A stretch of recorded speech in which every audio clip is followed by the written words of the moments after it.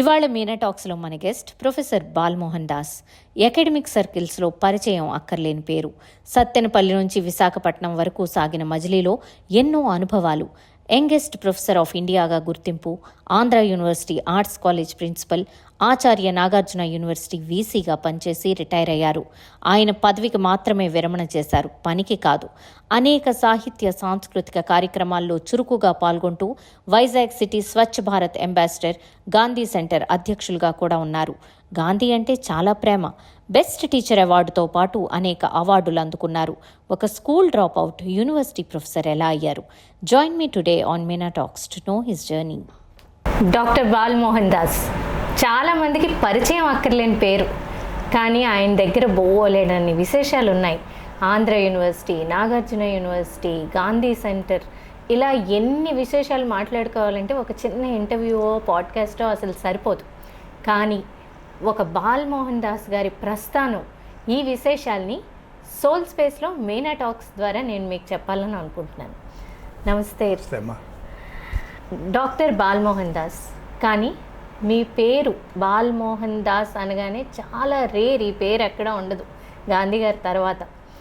మీరు 1947 ఆగస్టు 15 పుట్టడం వల్ల రికార్డ్స్లో కాకపోయినా కూడా ఈ పేరు పెట్టారా? ఈ పేరు వెనకతల స్టోరీ చెప్పండి. చాలా పెద్ద స్టోరీ ఉంది పద్మ. మనం ఎప్పుడు పుట్టామో మన నాన్నో అమ్మో చెప్తారు. నాకు అలాగే చెప్పారు. అంటే కొంచెం ఊహ వచ్చిన తర్వాత చెప్పారు. నేను అడిగాను కూడా, ఎందుకు నాకు ఈ పేరు పెట్టారు అని. అంటే మా ఇంటి దేవత పార్వతి. అందువల్ల ఏంటంటే మా ఇంట్లో పుట్టిన అందరికి కూడా, అన్నదమ్ములకి, అక్క చెల్లెళ్ళకి పార్వతి ప్రత్యామ్నాయం ఉంటుంది. బాల, ఉమా, దుర్గా. నా చెల్లి పేరు బాల సరస్వతి, నా పేరు బాలమోహన్ దాస్. అన్నయ్య గారి పేరు ఉమామహేశ్వరరావు, అక్కయ్య గారి పేరు దుర్గా కుమారి. సో ప్రిఫిక్స్ ఉంటుంది. మిగతా మోహన్ దాస్ ఎందుకు అన్నప్పుడు, ఆగస్టు 15 పుట్టావు నువ్వు, 47 పుట్టావు. స్వాతంత్రం వచ్చిన రోజు అది గాంధీ గారికి మనం ఒక గౌరవం ఇవ్వాలి నీ పేరు పెట్టి అనే ఉద్దేశంతో మీ పేరు బాలమోహన్ దాస్, మోహన్ దాస్ అని పెట్టాము. బాలమోహన్ దాస్ అన్నారు. అంటే టైం ఎప్పుడు అని అడిగాను నేను. అంటే స్వాతంత్రం వచ్చిన దానికి దీనికి ఏమైనా సమయం ఉంది? ఆయన నోట్ చేయలేదు. సాయంకాలం అనుకుంటా అన్నారు ఆయన. రికార్డ్ అది. అందువల్ల నా పేరు బాలమోహన్ దాస్ అని రావడం నిజంగా నా అదృష్టమే. ఎందుకంటే నా పుట్టినరోజు నేను, మా ఫ్యామిలీ కాకుండా దేశం అంతా జరుపుకుంటుంది. ఇతర దేశాల్లో ఉన్న మన ఇండియన్స్ కూడా జరుపుకుంటారు. నాకు ఊహ వచ్చిన దగ్గర నుంచి కూడా నేను ఫ్లాగ్ హాయిస్టింగ్కి స్కూల్లో కానీ కాలేజీలో కానీ వెళ్తుండేవాడిని. నాకు 31వ సంవత్సరం వచ్చిన దగ్గర నుంచి నేను ఇంతవరకు ఫ్లాగ్ హాయిస్టింగ్ చేయని రోజు లేదు. ఆగస్టు 15 ఎక్కడో చోట నేను ఫ్లాగ్ హాయిస్ట్ చేసి ముఖ్య అతిథిగా వెళ్ళటం, నా బర్త్డే గురించి వాళ్ళకి మీలాగే తెలిసినట్లుగా అందరికీ తెలియటం, చెప్పుకోవడం జరుగుతుంది. సంతోషం కదా. మన బర్త్డే దేశం అంతా జరుపుకుంటుందంటే సంతోషం. అంటే పేరు వెనుక కథ విన్న తర్వాత మీకు గాంధీ గారి మీద అభిమానం పెరిగిందా, లేకపోతే మొదటి నుంచే మీకు గాంధీ అంటే ఒక అభిమానం ఉందా? నాన్నగారికి గాంధీ అంటే ఇష్టం, అందుకని నా పేరు మోహన్ దాస్ అని పెట్టడం జరిగింది. నాకు ఊహ తెలిసి కొంచెం చదువు తెలిసిన తర్వాత, పుస్తకాలు చదవచ్చు అలవాటు వచ్చిన తర్వాత గాంధీ గారి ఆటోబయోగ్రఫీ చదివాను. అప్పుడే గాంధీ గారంటే ఒక ఆరాధనా భావం నాలో ఏర్పడింది. అనుకోకుండా ఈ రోజున నా రిటైర్మెంట్ లైఫ్లో గాంధీ సెంటర్కి అధ్యక్షుడిగా ఉన్నాను. ఈ గాంధీ సెంటర్ విశాఖపట్నం అనేది కొల్లూరు సత్యనారాయణ శాస్త్రి గారు, కేఎస్ శాస్త్రి గారు, ఆయన పాపులర్ ట్రేడ్ యూనియన్ లీడరు, స్వాతంత్ర ఉద్యమంలో పాల్గొన్న వ్యక్తి కూడా. ఆయన 1987లో దీన్ని ఏర్పరిచారు. సో ఆయనకి బాలమోహన్ దాస్, నీ పేరు గాంధీ గారి పేరు, నువ్వు అధ్యక్షుడిగా ఉండాలని నన్ను 2012 నుంచి దీంట్లో తీసుకొచ్చారు. ఆయన లేరు ఈ రోజున, కానీ ఆయన మోటివేషన్తో ఆయన చెప్పిన విషయాలన్నీ చేస్తూ నేను అధ్యక్షుడిగా గాంధీ గారి ప్రిన్సిపల్స్ని, వాల్యూస్ని సమాజంలోకి తీసుకెళ్ళటానికి నా ప్రయత్నం నేను చేస్తున్నాను. నాతో పాటు కొంతమంది ఉన్నారు. ఈ పేరు కూడా మీరు అన్నప్పుడు నాకు ఒక చిన్న కథ కూడా గుర్తొచ్చింది. 1978లో నేను ఢిల్లీ నుంచి మాస్కో ఫ్లైట్లో ఉన్నాను, ఏరోఫ్లోట్. వెళ్తుంటే నా పక్కన ఒక ఆయన కూర్చొని ఉన్నారు. ఆయన నా వయసే ఉంటుంది. ఆయన నన్ను చూసి కొంచెం మలయాళంలో స్టార్ట్ చేశాడు నాతో మాట్లాడటం. అంటే మీరు మలయాళం మాట్లాడుతున్నారు అనుకుంటాను, నాకు మలయాళం రాదు అని. యూ లుక్ లైక్ మలయాళీ, నాకు కొంచెం మీసాలు ఎక్కువ ఉండే అప్పుడు అన్నాడు ఆయన. అంటే వాట్ ఇస్ యువర్ నేమ్ అన్నాడు. బాలమోహన్ దాస్ అన్నాను. ఆర్ యూ ఫ్రమ్ గుజరాత్ అని అడిగాడు. కాదు అన్నాను. Then are you from Bengal అని అడిగాడు. నో అన్నాడు. ఆర్ యూ ఫ్రమ్ ఒరిస్సా అన్నాడు. వేర్ ఆర్ యూ ఫ్రమ్ అన్నాడు ఆయన. సో ఐఎమ్ ఫ్రమ్ ఆంధ్రప్రదేశ్ అన్నాను. You look like Malayali, you say that you are from Andhra Pradesh, your name resembles that of Bengal, Gujarat, Orissa. What is this? I said, I'm Indian. I'm an Indian. Yes, I come from Andhra Pradesh. My name resembles so many states. And Gandhi's original name, Mohan Das, my name. I'm very glad. I'm proud of my name and Japan. Wow. And he was an MP from Kerala that time, 1978. Oh. So we continued our speech, talking, interaction until we reached Moscow. Oh. తర్వాత ఏమైనా ఆయన టచ్లో ఉన్నారండి? ఒకసారి 2 సార్లు phone చేశారు. But subsequently he is no more MP. ఇదే communist man. ఆ రోజుల్లో మాస్కో వెళ్ళే వాళ్ళంతా కమ్యూనిస్ట్లే కదా. కరెక్ట్. అవును. నేను వేరే కాన్ఫరెన్స్కి వెళ్తున్నాను. ఓకే. నరసరావుపేట నుంచి విశాఖపట్నం వరకు ఈ ప్రస్థానంలో చాలా మలుపులు ఉన్నాయి, చాలా ఎత్తుపల్లాలు కూడా ఉన్నాయి. చిన్నతనంలో, బాల్యంలో ఒక మీ ప్రొఫైల్ చూస్తున్నప్పుడు మీరు రాశారు, కొన్నాళ్ళ పాటు నాన్నగారు ఒక పనిష్మెంట్గా మిమ్మల్ని పొలం పనుల్లో కూడా పెట్టేశారు అని. అయితే అప్పుడు ఆ చిన్న వయసులో మీకు ఆ బ్రేక్ రావడం వల్ల నేను ఇంకేం చదువుకుంటానులే అని అనిపించలేదా? లేదు, నేను ఎలా అయినా చదువుకోవాలి అన్నారు. నరసరావుపేట ఒక మజిలీ తర్వాత నరసరావుపేట. సో నా మొట్టమొదటి మజిలీ, నేను పుట్టింది సత్తెనపల్లి, కానీ ఉన్నది తక్కెళ్ళపాటు ఒక గ్రామం. అక్కడికి 6 మైళ్ళు. సో జన్మనిచ్చినప్పుడు సత్తెనపల్లి తీసుకొచ్చారు కాబట్టి సత్తెనపల్లిలో పుట్టానని చెప్తారు. అది నాకు అడ్వాంటేజే. వావిలాల గోపాలకృష్ణయ్య గారి పేరు వినుంటారు మీరు. Famous popular freedom fighter, Gandhi గారు లాంటి మనిషి. ఆయన నన్ను ఎప్పుడు మా సత్తెనపల్లి అబ్బాయి అంటాడు. అది సంతోషం నాకు. తక్కెళ్ళపాడు మాది చిన్న కుగ్రామం. అక్కడ మాకు ఒక పెద్ద ఇల్లు ఉండేది. నాన్నగారు చిన్న వ్యాపారం, వడ్డీ వ్యాపారం చేసేవారు. ఆయన పొలాలు ఉండేవి, కొంచెం గేదెలు, ఆవులు ఉన్నాయి. సో నన్ను అక్కడ స్కూల్ లేదు, సరైన స్కూల్ లేదు. 5వ తరగతి వరకు నన్ను ఒక చిన్న కుంటిరామయ్య బడి అని, ఆయన ఏం చదువుకున్నారో, మాస్టర్ గారు ఏం చదువుకున్నారో నాకు తెలియదు. ఆయన దగ్గర అన్ని సబ్జెక్ట్స్ చెప్పేవారు ఆయన. 3వ తరగతి వరకు ఆయన దగ్గర ఉన్నాం. ఈ లోపల గవర్నమెంట్ స్కూల్ వచ్చేసింది మాకు. ఆ గవర్నమెంట్ స్కూల్లో ఇంకో 2 క్లాసులు, 5తో అయిపోయింది. 5తో ఏబిసిడీలు కూడా రావు సరిగా. 6వ తరగతి చేరాలి. ఆ రోజుల్లో ఫస్ట్ ఫామ్ అంటారు. ఫస్ట్ ఫామ్ నుంచి first form, second form, third form, fourth form, fifth form, sixth form అంటాం. అంటే దాన్ని మనం ఇప్పుడు ఎస్ఎల్సి అంటున్నాం మనం, అదే మెట్రికులేషన్ అంటాం. సో దాన్ని సత్తెనపల్లి పంపించారు. సత్తెనపల్లి పంపిస్తే ఒక పల్లెటూరు నుంచి చిన్నపాటి టౌను, సినిమా హాళ్ళు ఉన్నాయి, ఫ్రీడము. ఓ చుట్టాలు ఇంట్లో ఉంచారు నన్ను చదువుకోవడానికి. ఎవరు కమాండ్ లేదు నా మీద. సో ఒక బ్యాడ్ హ్యాబిట్ అలవాటు అయిపోయింది. ఆ బ్యాడ్ హ్యాబిట్ బహుశా ఎవరికి ఉండదేమో. అవును, సిగరెట్ ప్యాకెట్లు, ఖాళీ సిగరెట్ పెట్టెలు కలెక్ట్ చేయటం. ఖాళీ అందరూ స్టాంపులు, పాత కరెన్సీలు అవి కలెక్ట్ చేస్తారు. కానీ నేను సిగరెట్ పెట్టెలు, ఖాళీ సిగరెట్ పెట్టెలు కలెక్ట్ చేయటం ఒక చిన్న హ్యాబిట్ వచ్చింది. ఎందుకు వచ్చిందో తెలియదు నాకు. సో అందువలన ఎవరైనా సిగరెట్ కాలుస్తూ ఉంటే వారు వెనకనే వెళ్ళిపోవడం. ఆ ఓపెన్ చేసినప్పుడు 2 సిగరెట్లు ఉండి ఒక సిగరెట్ తీస్తే ఇంకో సిగరెట్ దాంట్లో ఉంటే ఆయన్నే ఫాలో అయిపోయి ఆ సిగరెట్ ఎప్పుడు కాలిస్తే ఆ ఖాళీ పెట్టి దొరుకుతుందని అది వచ్చింది నాకు. సో ఎవరికి తెలియదు, నేను చేస్తూ ఉండేవాడిని. ఒకసారి స్కూల్ టైంలో మా నాన్నగారు ఆయన బస్సులో వెళ్తున్నారు. అదే రూట్లో స్కూల్ దగ్గర రోడ్డు మీద ఒక చింత చెట్టు మీద నన్ను చూశారు ఆయన. స్కూల్ టైం, చింత చెట్టు, ఏమిటి వీడు ఇక్కడ ఉన్నాడని చెప్పేసి ఆయన స్కూల్. ఆ రోజుల్లో బస్సులు ఆపేస్తారు, ప్యాసింజర్లు ఆపమంటే ఆపేస్తారు. ఆపేసి దిగి నన్ను దిగమన్నారు. దిగానే బాగా ఒక దెబ్బ కొట్టేశారు చెంప మీద పైలట్టుగా. స్కూల్ టైం కదా, ఎక్కడ ఎందుకున్నావు అని అన్నారు. అంటే స్కూల్ ఇప్పుడు వాళ్ళు లేదు అంటే నేను అబద్ధం ఆడాను. కానీ ఆయన చెవబట్టుకొని నేనున్న రూమ్కి తీసుకెళ్ళిపోయారు.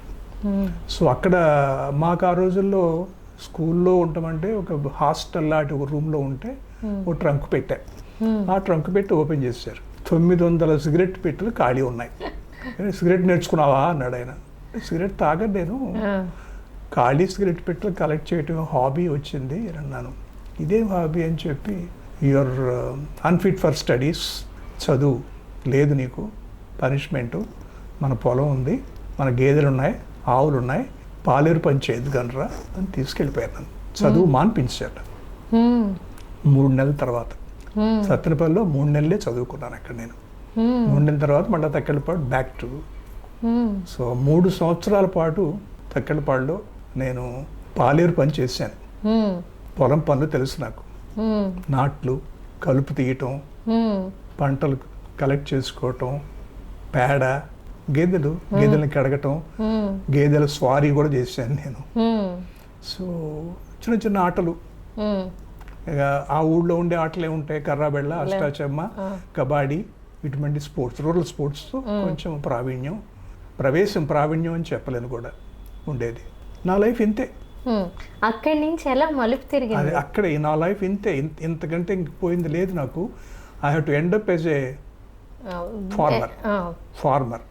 పాలేరు జీతంలో ఒక మహా అయితే ల్యాండ్ ఇంకా కొంచెం పెరిగితే ఆ ఊళ్ళోనే ఉండాలి కామలు అనుకున్న టైంలో నాకు 6 సంవత్సరాలు నాకంటే పెద్ద మా అన్నయ్య గారు నరసరావుపేటలో చదువుకునేవారు. ఆయన అప్పుడు ఆయన పియూసీ చదువుతున్నారు ఆయన.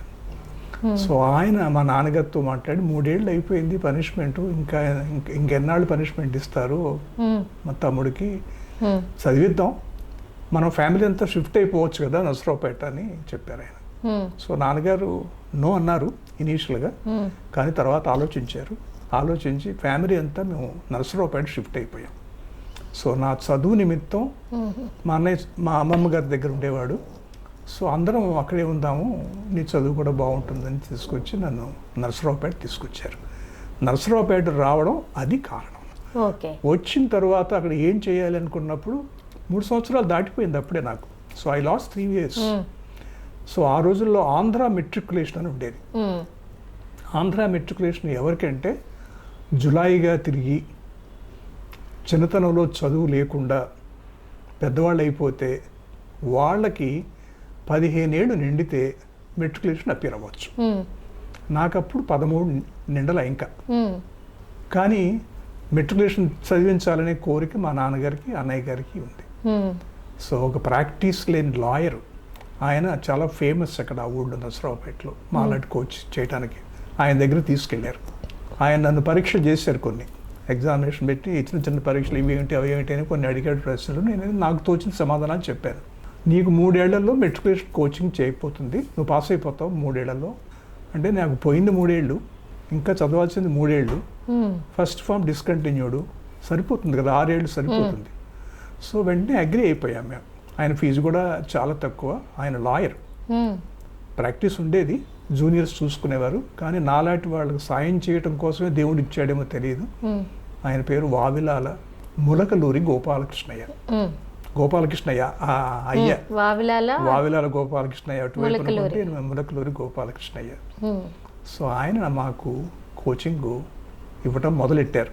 8 గంటలకు ఉదయం వస్తే ఇంటికి రాత్రి 6 గంటలు 6:30 గంటలకు వెళ్ళాలి. మధ్యలో 1 గంట మాత్రం భోజనానికి రిసెస్. ఆ రిసెస్ ఎక్కడంటే మీరు ఎక్కడ ఉంటారో తెలియదు, మీ భోజనం మీరు తెచ్చుకోవాలి. నా దగ్గరికి 1 hour బై మీకు వదులుతాను, తినేసి రావాలి. సో 6 నెలలు గడిచిపోయింది. నాతో పాటు విద్యార్థులంతా కూడా నాకంటే పెద్దవాళ్ళు, నేనే చిన్నవాడిని. బహుశా నాకంటే 7-8 సంవత్సరాలు పెద్దవాళ్ళు కూడా నాతో స్టూడెంట్స్గా ఉన్నారు. 6 నెలలు అయిపోయిన తర్వాత మీ నాన్నగారిని అన్నయ్యని ఒకసారి తీసుకురా అని అన్నారు ఆయన. ఎందుకో నాకు మాన్పిస్తారేమో భయం వేసింది ఒక రకంగా చెప్పాలంటే. తీసుకొచ్చాను. మీ వాడిని వచ్చే సెప్టెంబర్కి పరీక్ష రాయించుతా ఉన్నారు ఆయన. వచ్చే సెప్టెంబర్ అంటే 11 నెలలు అవుతుంది కోచింగ్. ఓకే, అంటే 3 ఏళ్ళు చెప్పారు కదా. లేదు పికప్ చేశాడు, నాకు కాన్ఫిడెన్స్ ఉంది, so let him appear for September అని అన్నాడు ఆయన. సో మా వాళ్ళు సంతోషపడ్డారు, నేను సంతోషపడ్డాను. కాకపోతే ఫెయిల్ అయిపోయినా ఎక్స్పీరియన్స్ అవుతుంది కదా అన్న ఉద్దేశంతో ఎస్ అన్నాం. సో పరీక్ష రాసాం, సెకండ్ క్లాస్ వచ్చింది.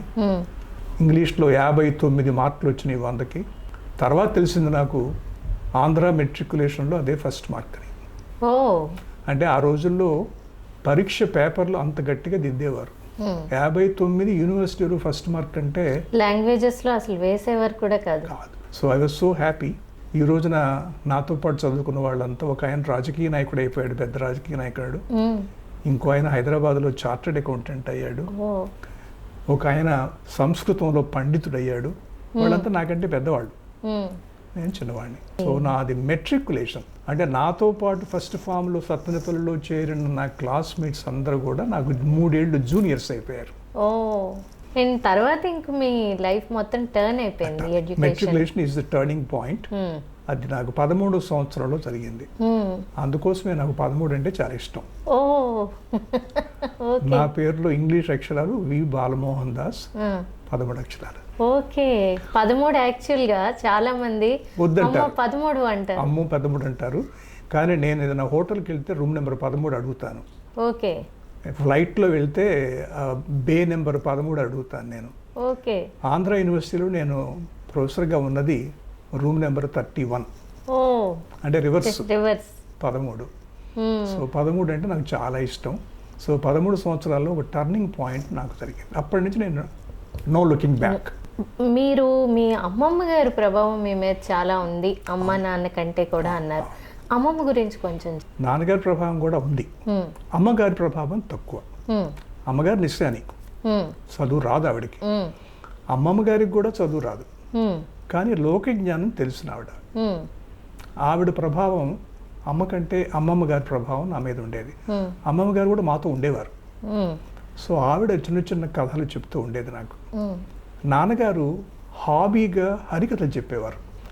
హాబీ, ఆ హాబీగా హరికథలు ఎలా చెప్పేవారంటే ఆయనే హరికథలు రాసుకొని అవి ప్రాక్టీస్ చేసుకొని రాత్రిపూట 7:30కి ఎప్పుడు మొదలెట్టేవారు. ఎక్కడో పక్క పల్లెటూళ్ళలో చేసేవారు. మంచి పేరు ఉంది ఆయనకి. ఆ రోజుల్లో నాన్నగారి పేరు వెంకటేశ్వర్లు. తెక్కెళ్లపాటి మా ఊరి పేరు తెక్కెళ్లపాటి వెంకటేశ్వర్లు గారు అని చెప్పేవారు. అదే పీరియడ్లో తెనాల్లో తెల్లాకుల వెంకటేశ్వర్లు గారు ఉన్నారు. ఆ ప్రాంతంలో వీళ్ళిద్దరే బాగా హరికథలు చెప్పేవారు. హరికథలు అంటే పౌరాణికాలు, రామాయణం, భారతం, ఇతిహాసాలు, పౌరాణికాలు చిన్న చిన్నవి ఉండే. అవన్నీ ఆయనతో పాటు నన్ను తీసుకెళ్ళేవారు. ఆయనతో పాటు తీసుకెళ్తే ఖాళీగా ఉండలేక ఒక హరికథ చెప్పేటప్పుడు ఒక మృదంగం ఉంటుంది, ఫిడేల్ ఉంటుంది, హార్మనీ, శృతి హార్మనీ అంటారు. ఆ శృతి హార్మనీ ఎవరైనా అలా చేయొచ్చు. సో ఆ పని నాకు ఇచ్చేవారు. సో ఆయన హరికథలు చెప్తుంటే కథలని నేను వినేవాడిని. సో కథలు చెప్పడం అలా వచ్చింది నాకు. తర్వాత పౌరాణికాలు, ఇతిహాసాలు ఇంట్రెస్ట్ వచ్చింది. అమ్మమ్మ గారు లోక జ్ఞానం గురించి నాకు చెప్పేవారు. అమ్మమ్మ చెప్పిన ఏదైనా ఒక విషయం మీకు బాగా నాకు బాగా నచ్చిన విషయం ఆవిడ చెప్పేది ఎప్పుడు, ఆవిడ మా అమ్మగారిని కన్నప్పుడు ఒక క్రిస్టియన్ హాస్పిటల్లో కన్నదట. ఆ క్రిస్టియన్ హాస్పిటల్లో ఆవిడ్ని మామూలుగా చేసిన క్రిస్టియన్ హాస్పిటల్స్లో వాళ్ళు క్రిస్ట్ గురించి చెప్తారు, జీసస్ క్రీస్ట్ గురించి ఎక్కువ చెప్తారు. సో భోజనం చేసేటప్పుడు ఆ ముద్ద ఇది క్రీస్తుది అని దండం పెట్టుకోవాలి అని ఆవిడ చెప్పింది. అంటే నేను అడిగాను, నువ్వు మరి హిందువు కదా, క్రిస్టియన్, మరి జీసస్ క్రైస్ట్ ప్రార్థన ఎలా చేస్తావు అంటే, అన్ని దేవుళ్ళు ఒకటే కదా బాబు అని చెప్పేది ఆవిడ. అంటే పరమత సహనం, అన్ని మతాలు ఒకటే, దేవుళ్ళందరూ ఒకటే అని మా అమ్మమ్మ దగ్గరే నేను నేర్చుకున్నాను. బహుశా ఆవిడ అలా చెప్పడం వల్లనే అన్ని క్యాస్ట్లు ఒకటే, క్యాస్ట్లు మాత్రం తేడా ఏమిటి, అది నా మనసులో ఉండిపోయిందేమో. బహుశా అందువల్లనే నా వర్ణాంతర వివాహం కూడా జరిగింది. నేను ఎప్పుడు నా కాబోయే భార్య ఏ క్యాస్ట్ నేను అడగలేదు. అమ్మాయిని వచ్చింది చేసుకుంటావని అడిగాను, ఒప్పుకున్నారు, వాళ్ళ ఇంట్లో ఒప్పుకున్నారు, మా ఇంట్లో ఒప్పుకోలేదు, అది వేరే విషయం. తర్వాత ఒప్పుకున్నారు, అంతా బాగానే ఉంది కదా. బహుశా దానివల్ల నాకు పరమత సహనం నేర్పింది మా అమ్మమ్మ. లోకజ్ఞానం, నలుగురితో ఎలా మాట్లాడాలి, ఎలా చేయాలని కూడా అప్పుడప్పుడు నేర్పుతుండేది. చిన్న చిన్న కథలు కూడా రాత్రిపూట మాకు చెప్తుండేది. సో మా అమ్మ స్థానం మా అమ్మమ్మ, తప్పకుండా ఆవిడకి ధన్యవాదాలు చెప్పాలి నేను. మీరు పరమత సహనం నేర్పారు అమ్మమ్మ అన్నారు కాబట్టి ఈ ప్రశ్న అడగాలనుకుంటున్నాను. అప్పటికంటే ఇప్పుడున్న కరెంట్ సొసైటీలో పాలరైజేషన్ ఎక్కువైపోయి అసలు ఎవరిని యాక్సెప్ట్ చేసి టాలరేట్ చేసే పరిస్థితి లేకుండా ఉంది. ఎందుకని అంటారు? ఇలా చెప్పే అమ్మమ్మలు, అమ్మలు, లేకపోతే పిన్నులు లేకపోవడం వల్ల? అది ఒక కారణం, లేకపోవటం ఒక కారణం.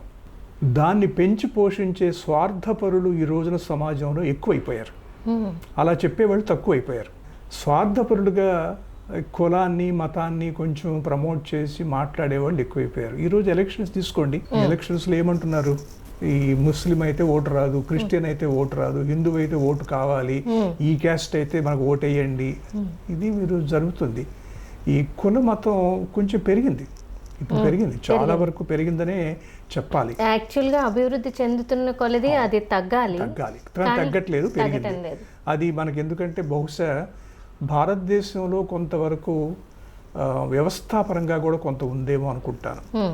ఎందుకంటే కొన్ని దేశాలు, ఇతర దేశాలు చూసినప్పుడు అక్కడ లేదు ఇది. వాళ్ళకి మతం గురించి కొంచెం ఉందేమో కానీ కులం గురించి అక్కడ లేదు. రిచ్ అండ్ పూర్ కూడా కొంత ఉంది అక్కడ. కానీ ఇక్కడ మన దేశంలో రిచ్ అండ్ పూర్ ఉంది, మతాలు ఉన్నాయి, కులాలు ఉన్నాయి, ప్రాంతాలు ఉన్నాయి. అవన్నీ కొంచెం ప్రాపగేట్ చేస్తున్నారేమో అనిపిస్తుంది. ఒక పోలరైజ్డ్ ఎన్వైరన్మెంట్. అందువల్లనే నేను ఎప్పుడు ఇటువంటి సమావేశాలు ఎప్పుడైనా పాల్గొన్నప్పుడు ఈ కులాలు, మతాలు అన్నీ వెళ్ళి, ఎందుకంటే మండల్ కమిషన్ వాళ్ళు 3000 కులాలు ఉన్నాయని వాళ్ళు లిస్ట్ చేశారు మనకి బ్యాక్వర్డ్ క్యాస్ట్లో. ఎస్సీ, ఎస్టీ, అది కూడా కాదుగా, మళ్ళీ ఎస్సీలో రకాలు ఉంటాయి, ఎస్టీలో రకాలు ఉన్నాయి, మళ్ళీ బీసీలో రకాలు ఉన్నాయి, మిగతా ఫార్వర్డ్ క్యాస్ట్లో కూడా మళ్ళీ సెక్ట్లు ఉన్నాయి. సో ఇన్ని కావాలా? 5000 క్యాస్ట్లు మన భారతదేశం కావాలా? నేనైతే ఎప్పుడు చెప్తాను, కులాలన్నీ మర్చిపోయి, మతాలన్నీ మర్చిపోయి, మన రక్తాన్ని బట్టి బంధురికం ఏర్పరచుకుంటే బాగుంటుందేమో. ఎందుకంటే ఏ ప్లస్ అంటే A positive, A plus, A minus, B plus, B plus, B minus, O positive and O negative, AB positive and AB negative. అంటే 8 బ్లడ్లో 8 ఉన్నాయి. సో 8 రకాలు. మీది ఏ ప్లస్ అనుకోండి, నాది ఏ ప్లస్ అనుకోండి, మన ఇద్దరం బంధువులం. మీకు రక్తం అవసరమైతే నా రక్తం ఇవ్వచ్చు, నాకు అవసరమైతే మీకు, మన బంధురికం ఏర్పడుతుంది కదా. ఇదే ఫిలాసఫీ. ఇది బహుశా ప్రభుత్వం వారు యాక్సెప్ట్ చేసి ఈ క్యాస్ట్లన్నీ వద్దు, రక్తాన్ని బట్టి మనం డివైడ్ చేద్దాము, మన ఈవెన్ ఆధార్ కార్డులో కూడా పెడదాం దీన్ని అని వస్తే బహుశా మన దేశంలో 8 విభజనలు ఉంటాయి. అంటే ఏ డెవలప్డ్ కంట్రీలో కూడా ఇది లేదు. ఇది ఒక ఫ్యాంటసీ. మనం చేయొచ్చు, ఇది ఒక ఫ్యాంటసీ. రావాలని కోరుకోవచ్చు.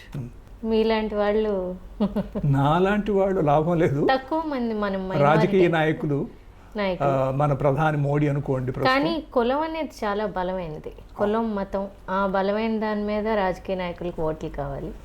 అది పోవాలని కోరుకుంటున్నాను. అది సక్సెస్ అవుతుందో లేదో తెలియదు. మెట్రిక్ పాస్ అయిన తర్వాత నుంచి మళ్ళీ ఆగలేదు మీ ప్రస్థానం. అక్కడి నుంచి మీరు youngest professor of India, of the nation అయ్యారు ఆ రోజుల్లో. ఈ మధ్యలో మీరు ఎదుర్కొన్న ఛాలెంజెస్ కానీ, లేకపోతే అంత స్మూత్గానే జరిగిందా ఈ ప్రస్థానంలో? ఎక్కువ ఛాలెంజెస్ లేవు, చాలా స్మూత్గానే జరిగిందని చెప్పాలి. నాకు అంతర్మథనం పనిష్మెంట్ టైంలో జరిగింది. ఆ 3 సంవత్సరాల పాటు అంతర్మథనం. ఆ అంతర్మథనం తర్వాత నేను ఎప్పుడు అంతర్మథనం పడలేదు, ఎందుకంటే ఎక్కువ ఇబ్బందులు నాకు కలగలేదు.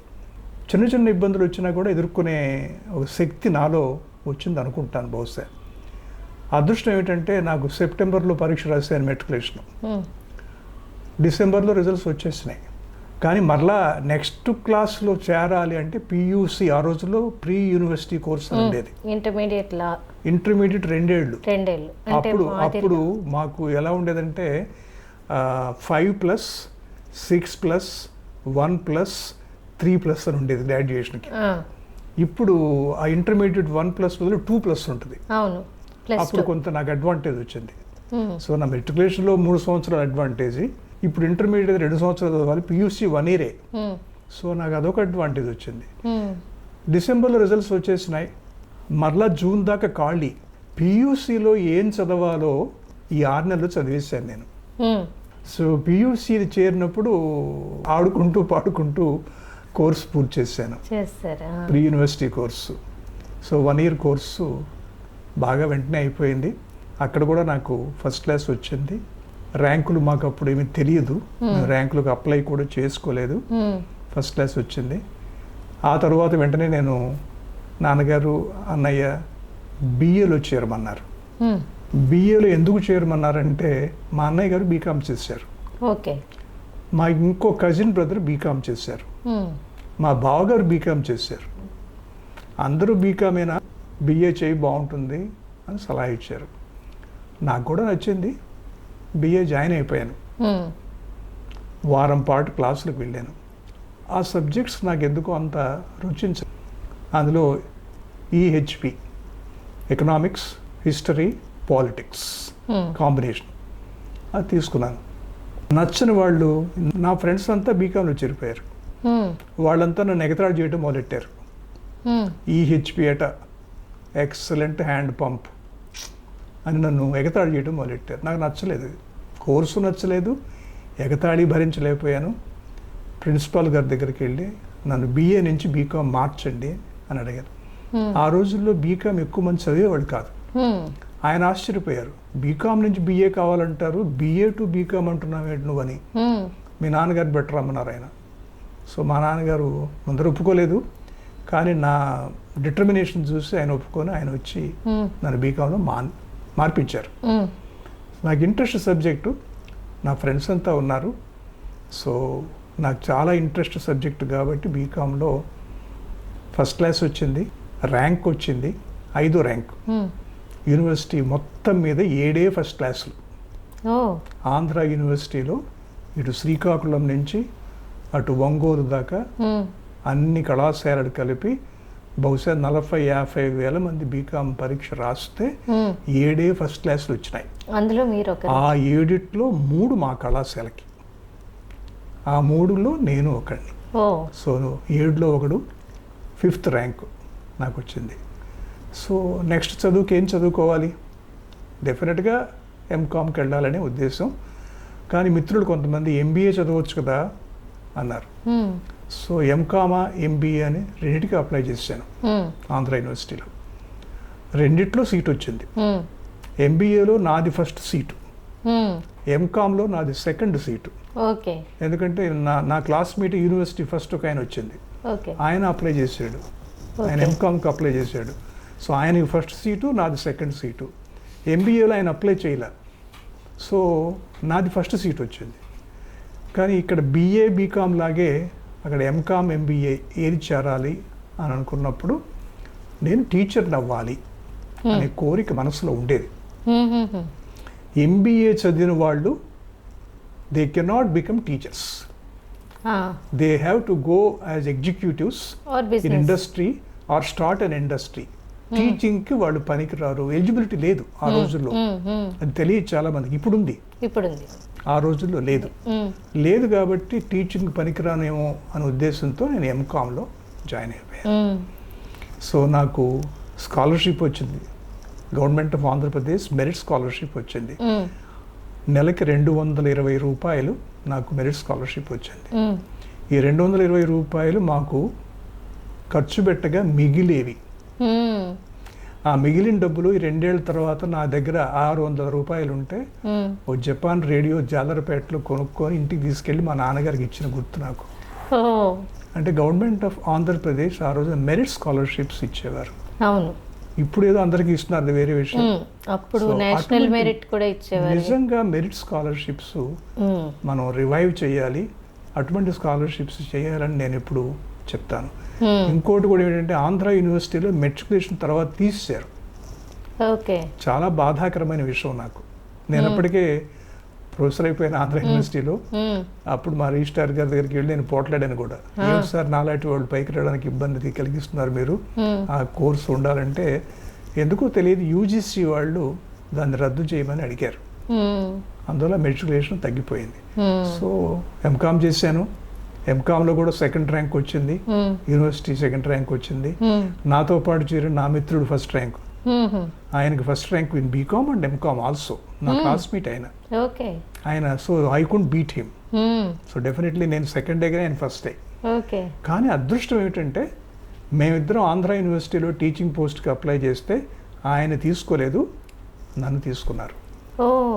కారణం ఆయన బాగా రాస్తాడు, నేను బాగా మాట్లాడగలను. సో రాయటం కంటే బాగా మాట్లాడగలిగిన వాళ్ళకి టీచింగ్ పోస్ట్ ఇవ్వాలి అని ఆ రోజు వైస్ ఛాన్సలర్ గారు నిర్ణయించడం వల్ల నాకు ఉద్యోగం వచ్చింది ఆంధ్ర యూనివర్సిటీలో. ఆ రోజు వైస్ ఛాన్సలర్ గారు అయ్యంగారు. ఆయన ఎంత ప్రసిద్ధుడో మీకు ఇంగ్లీష్ ఫ్యాకల్టీలో టీచర్గా ఉండి వైస్ ఛాన్సలర్ అయ్యారు ఆయన. ఆయన నన్ను ఒక ఇంగ్లీష్ ప్రొఫెసర్ నన్ను ఒక టీచర్గా ఆంధ్ర యూనివర్సిటీలో సెలెక్ట్ చేసే భాగ్యం నాకు కలిగింది. అది ఒక యూనివర్సిటీ ఫస్ట్ ర్యాంకర్ని కాదని యూనివర్సిటీ సెకండ్ ర్యాంకర్ని. అది అలాగే నా ప్రవేశం జరిగింది. ఆంధ్ర యూనివర్సిటీతో మీకు చాలా అనుభవం ఉంటాయి, కానీ దాంట్లో ఆ ప్రశ్న అడగడానికి ముందు మీరు ఇప్పుడు ఇందాక ఒక మాట అన్నారు, బిఏలో జాయిన్ అయితే ఫ్రెండ్స్ ఎగతాళి చేశారు అని. ఇప్పుడైతే అసలు బిఏ అన్నదే చాలా కాలేజెస్లో తీసేశారు.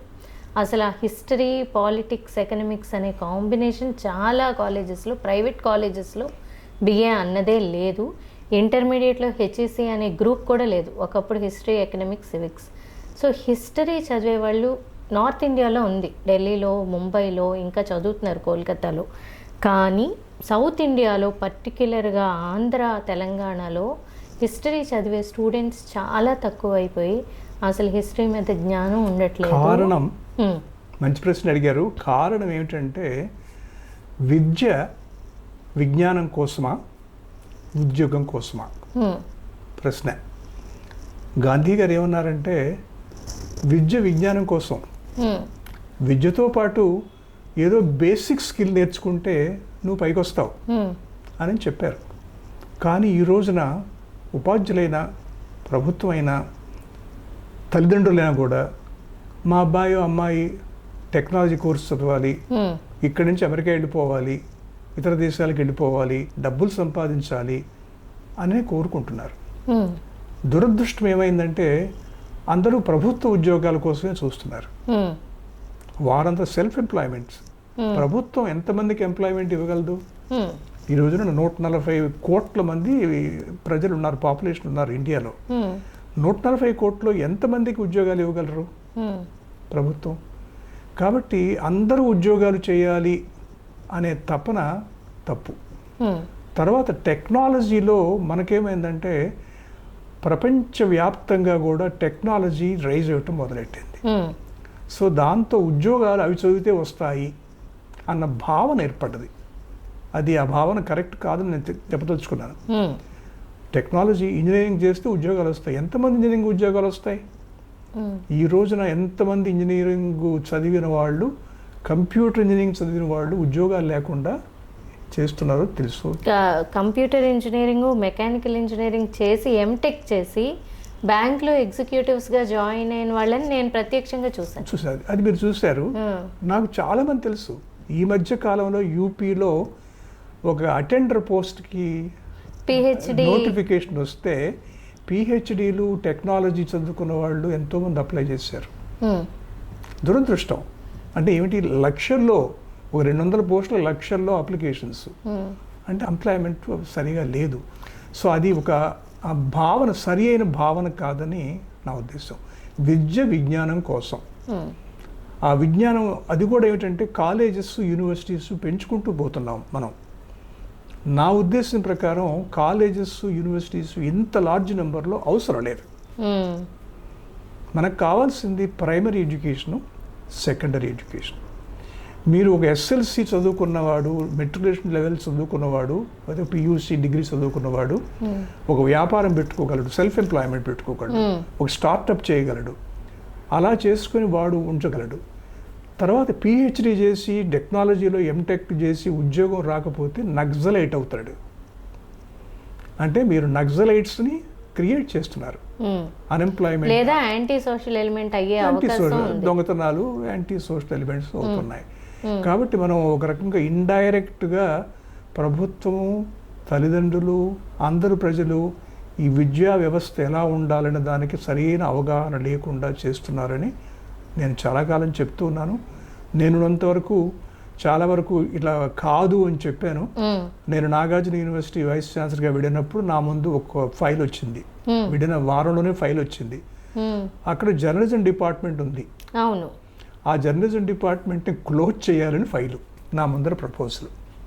ఏమిటి అంటే దానికి సరైన రెస్పాన్స్ లేదు, స్టాఫ్ లేరు, మనకి ఎక్కువ మంది రావడం లేదు దాని కోర్సుకి. అంటే జర్నలిజం రాకపోవడం ఏంటి, మనం సరైన డిమాండ్ సర్వే చేయలేదేమో, దానికి సరైన మనం పబ్లిసిటీ కూడా ఇవ్వలేదేమో, మనం చేద్దాము, జర్నలిజం డిపార్ట్మెంట్ క్లోజ్ చేయటం ఏమిటి అని చెప్పి నేను జర్నలిజం డిపార్ట్మెంట్ని ఉండాలి అని చెప్పి దాన్ని స్ట్రెంగ్థెన్ చేశాను. ఇప్పుడు ఉంది, అది ఉంది. ఆ స్ట్రెంగ్థెన్ చేయడానికి కారణం నేనే.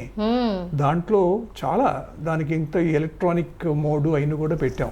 షార్ట్ ఫిల్మ్స్ కూడా ప్రొడ్యూస్ చేశారు. తర్వాత నా అదృష్టం ఫ్యాకల్టీ లేకపోయినా ఆ రోజున వర్కింగ్ జర్నలిస్ట్ ఉన్నారు అక్కడ ఆ ప్రాంతంలో, విజయవాడ, గుంటూరు ప్రాంతంలో. సో వాళ్ళని మీరు వచ్చి క్లాస్ పాఠం చెప్పండి, మీకు ఫ్యాకల్టీ రెమ్యూనరేషన్ ఇస్తాము అని చెప్తే వాళ్ళు వచ్చేసారు. సో మామూలు టీచర్స్ కంటే ప్రాక్టీసింగ్ జర్నలిస్ట్ పాఠం చెప్తే చాలా డెవలప్మెంట్ అవుతుంది. అలాగే ఈ ట్రెడిషనల్ కోర్సెస్ నేను ఎప్పుడు క్లోజ్ చేయలేదు. ఆంధ్ర యూనివర్సిటీలో కానీ నాగార్జున యూనివర్సిటీలో కానీ నేను ఎప్పుడు స్ట్రెంగ్థెన్ చేయడానికి ప్రయత్నం చేశాం. Andhra university academic audit report కూడా నేను చైర్మన్గా చేశాను. సో అక్కడ కూడా ఈ బ్రాంచెస్ అన్నీ బాగా ఉండాలి అని చేయటం జరిగింది. ఇప్పటి వరకు కొంతవరకు పర్వాలేదు, కానీ మీరు అన్నట్లు టెక్నాలజీ ఓరియంటేషన్ పెరగటం వల్ల ఎంప్లాయ్మెంట్ అనే ఒక సాకుతో ఈ రోజున విద్యా వ్యవస్థ పాడైపోయిందని చెప్పాలి నేను. మీరు అయ్యంగార్ గారి టైంలో ఆంధ్ర యూనివర్సిటీలోకి అడుగుపెట్టారు. సో మీరు చాలామంది వైస్ ఛాన్సలర్స్ చూస్తుంటారు. అయ్యంగార్ గారి నుంచి ఇప్పుడు ప్రసాద్ రెడ్డి గారి వరకు ఈ మధ్యలో మీకు చాలా మెమరబుల్ మూమెంట్స్ చాలా ఉండుంటాయి. ఒకటి మీ మూమెంట్స్ చెప్పండి, అప్పటికి ఇప్పటికీ యూనివర్సిటీలో మీరు చూసిన చేంజెస్ తేడా చెప్పండి. శ్రీనివాస్ అయ్యంగారు నన్ను అపాయింట్ చేశారు. జరిగిన విషయం ఏమిటంటే 10 గంటలకు నన్ను అపాయింట్మెంట్ చేశారు ఆయన, 2 గంటలకు రిజైన్ చేశారు ఆయన. కారణం నన్ను అపాయింట్ చేసినందుకు కాదు, వేరే డిఫరెన్సెస్ విత్ సిండికేట్ మెంబర్స్తో ఉండటం వల్ల ఆయన రిజైన్ చేశారు. కొన్నాళ్ళ పాటు ఒక నెల పాటు ఇన్ఛార్జ్ వైస్ ఛాన్సలర్ ఎవరో గవర్నమెంట్ నుంచి వచ్చున్నారు. తర్వాత ఎల్ బుల్లయ్య గారు వచ్చారు. ఫస్ట్ టైం ఆంధ్ర యూనివర్సిటీలో ఒక నాన్ అకాడమిక్ గవర్నమెంట్లో సర్వ్ చేసిన ఆయన బుల్లయ్య గారు వచ్చారు. సో బుల్లయ్య గారు ఆయన డిపిఐ చేశారు, డైరెక్టర్ ఆఫ్ పబ్లిక్ ఇన్స్ట్రక్షన్. ఆ రోజులో డైరెక్టర్ ఆఫ్ పబ్లిక్ ఇన్స్ట్రక్షన్ అంటే ఇప్పుడు కమిషనర్ ఆఫ్ ఎడ్యుకేషన్ ఏదో అంటున్నాము. సో ఆయన గవర్నమెంట్లో ఎక్స్పీరియన్స్ చాలా ఉంది. సో ఆయన ఆంధ్ర విశ్వవిద్యాలయంలో బిఏ చదువుకున్న విద్యార్థి. ఆయన ఒక షెడ్యూల్డ్ క్యాస్ట్ నుంచి, బ్యాక్వర్డ్ క్యాస్ట్ నుంచి వచ్చిన మనిషి. First Dalit vice chancellor in the country. First Dalit vice chancellor in the country. So ఆయన 6 సంవత్సరాల పాటు ఉన్నారు ఆయన. సో ఆయనతో నాకు చాలా సన్నిహిత సాహిత్యం సన్నిహితంగా కావడానికి కారణం ఏంటంటే, నేను చదువుకునేటప్పుడు ఒక పుస్తకం ఇండియన్ ఇండస్ట్రియల్ ఎకానమీ అనే పుస్తకం చదువుకున్నాను. అది ఎస్సి కుచ్చల్ అని ఐఐఎం అహ్మదాబాద్లో ప్రొఫెసర్ గారు రాశారు. నేను విద్యార్థిగా ఆ పుస్తకం చదువుతున్నప్పుడు నేను ఈ పుస్తకం రాయలేనా అని నాకు అనిపించింది. ఉపాధ్యాయుడిగా చేరిన తర్వాత మా గురువు గారు కేవి శివయ్య గారితో, మాస్టరు ఆ పుస్తకం మీరు రాస్తే బాగుంటుంది, నాకెక్కడ టైం ఉంటుంది అయ్యా నారాయణ. సరే నేను ఫస్ట్ డ్రాఫ్ట్ తయారు చేస్తాను, తర్వాత మీరు చూడండి, ఆ పుస్తకం రాస్తే బాగుంటుందేమో, మీ పేరుతోనే పబ్లిష్ అయితే బాగుంటుంది అని చెప్పాను. సరే ప్రయత్నం చేయన్నారు ఆయన. అనగానే నన్ను మొదలెట్టాను. నేను మొదలెడితే కాదు నువ్వు టీచింగ్లో సెటిల్ అవ్వాలి, అప్పటిదాకా మొదలెట్టుతున్నారు. సో 2 సంవత్సరాలు అలాగే 68 నవంబర్లో చేరాను నేను. సో 2 సంవత్సరాల పాటు నేను టీచింగ్లో కాన్సన్ట్రేట్ చేశాను. 71 జనవరిలో స్టార్ట్ చేశాను ఇండియన్ ఇండస్ట్రియల్ ఎకానమీ పుస్తకం రాయాలని. అది సంవత్సరంలో అయిపోయింది. సో ఫస్ట్ డ్రాఫ్ట్ గురువు గారికి ఇచ్చాను. ఆయన రోజు సాయంకాలం 6 నుంచి 9 గంటల వరకు 3 గంటల పాటు మేమిద్దరం కలిసి కూర్చునేవాళ్ళం. కూర్చొని ఆయన ఆ పుస్తకం డ్రాఫ్ట్ అంతా రిఫైన్ చేసేవారు ఆయన. సో దాన్ని మరుసటి రోజు క్యారీ అవుట్ చేసి సో పుస్తకం రెడీ అయిపోయింది. 6 monthsలో పుస్తకం రెడీ అయిపోయింది. సో ఆయన పిలిచి నీవు కూడా కో-ఆథర్వి బుక్ అన్నారు ఆయన. నా వయసు 25. ఒక యూనివర్సిటీ లెవెల్లో టెక్స్ట్ బుక్ కో-ఆథర్ కావడం చాలా ఆశ్చర్యం, నాకు అదృష్టం కూడా. నేను అక్కర్లేదంటే ఆయన ఒప్పుకోలేదు. సో ఆ పుస్తకాన్ని పబ్లిష్ చేసిన తర్వాత ఆ రోజు వైస్ ఛాన్సలర్ బుల్లయ్య గారికి అంకితం ఇచ్చాం. ఓకే, దానికి పెద్ద ఫంక్షన్ పెట్టాం. సో ఆ వైస్ ఛాన్సలర్ బుల్లయ్య గారు మా గురువు గారు శివయ్య గారిని పెద్ద అల్లుడు అంటాడు, నన్ను చిన్న అల్లుడు అంటాడు. ఓకే, సో ఒక రకంగా చిన్న మామగారు, మేము అల్లుళ్ళం,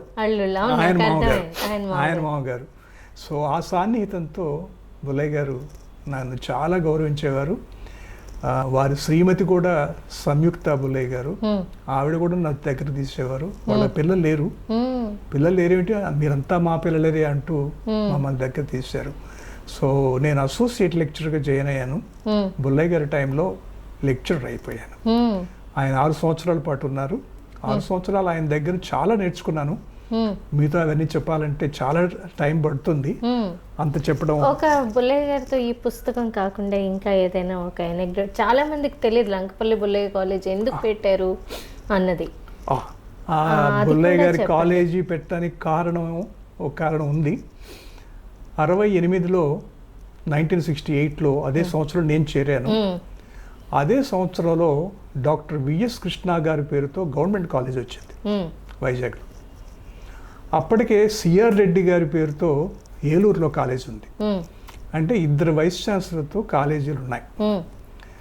ఎవరో బుల్లయ్య గారి పేరుతో కూడా కాలేజ్ పెడితే బాగుంటుంది కదా అని ఒక ప్రపోజల్ తీసుకొచ్చారు.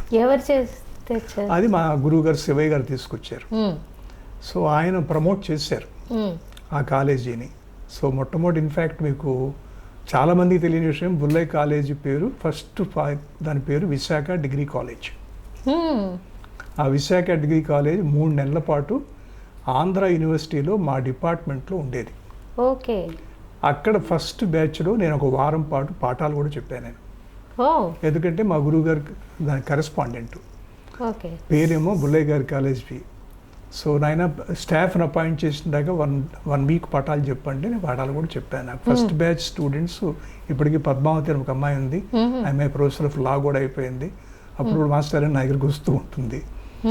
సో అది బుల్లయ్య గారి పేరుతో కాలేజీ పెట్టాలన్న కారణంగా బుల్లయ్య కాలేజీ వచ్చింది. ఆ బుల్లయ్య కాలేజీ రావడానికి గురువు గారు శివయ్య గారు కారణం. అప్పటి గోపాలకృష్ణారెడ్డి గారు రిజిస్ట్రార్గా ఉండేవారు, వారు కారణం. వరహాల్ శెట్టి గారని బుక్ సెంటర్ వరహాల్ శెట్టి గారు అనేవారు, వారు కారణం. గోపాల్ శాస్త్రి గారని ట్రెజరర్గా ఉండేవారు, ఆయన స్వామి వివేకానంద శిష్యుడు ఆయన ఒక రకంగా. వీళ్ళంతా కలిపి బుల్లయ్య కళాశాల పెట్టడం జరిగింది. అది బుల్లయ్య గారి పేరుతో ఓ కళాశాల రావడం. బుల్లయ్య గారి తర్వాత చాలా నేర్చుకున్నాను. ఒక్క విషయం మాత్రం చెప్తాను, మంచి విషయం ఒకటి చెప్పాలి. బుల్లయ్య గారు గవర్నమెంట్ నుంచి వచ్చారు. చీఫ్ మినిస్టరు ఎవరైనా మన విశాఖపట్నం వస్తే గవర్నమెంట్ ఆఫీసర్స్ అంతా కూడా, కలెక్టర్ గారు అందరూ వెళ్తారు, ఎయిర్పోర్ట్ రిసెప్షన్కి వెళ్తారు.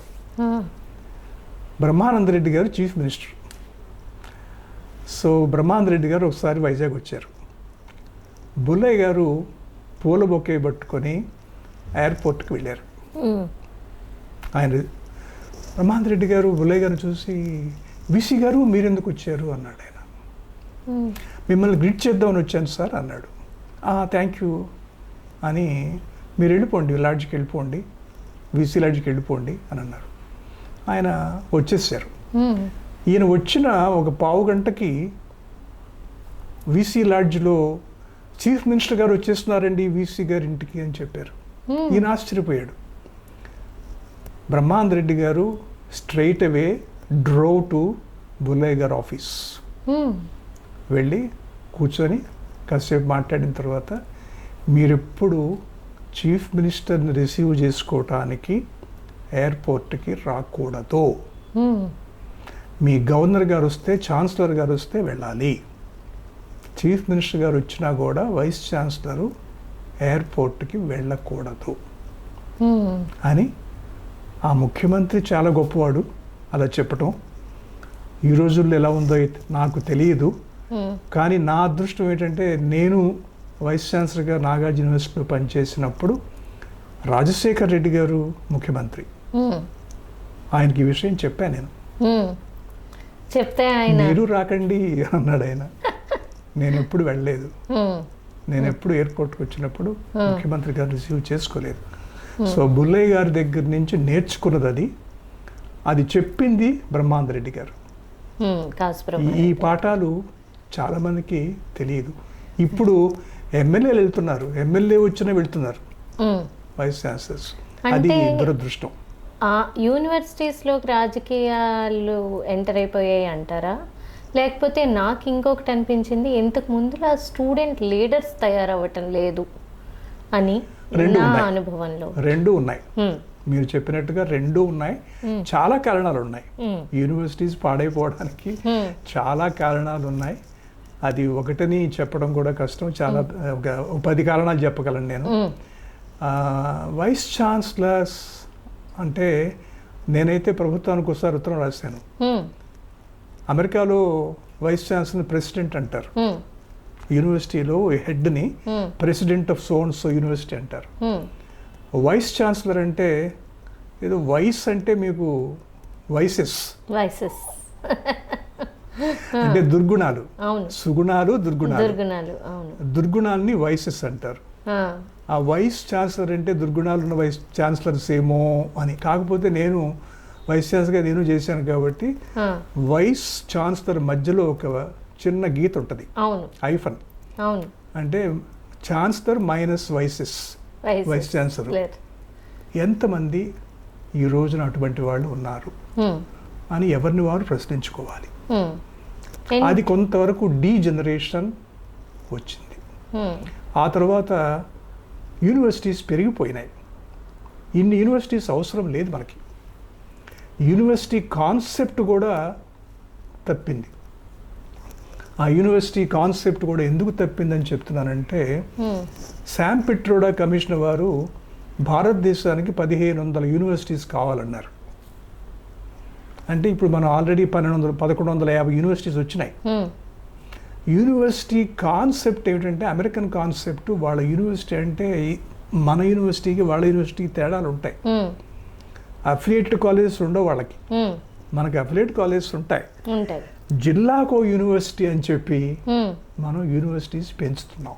ఉమ్, దాంతోపాటు ఇంకోటి ఏం చేస్తున్నాం అంటే డిసిప్లిన్ వైజ్ యూనివర్సిటీస్ తీసుకొచ్చాము.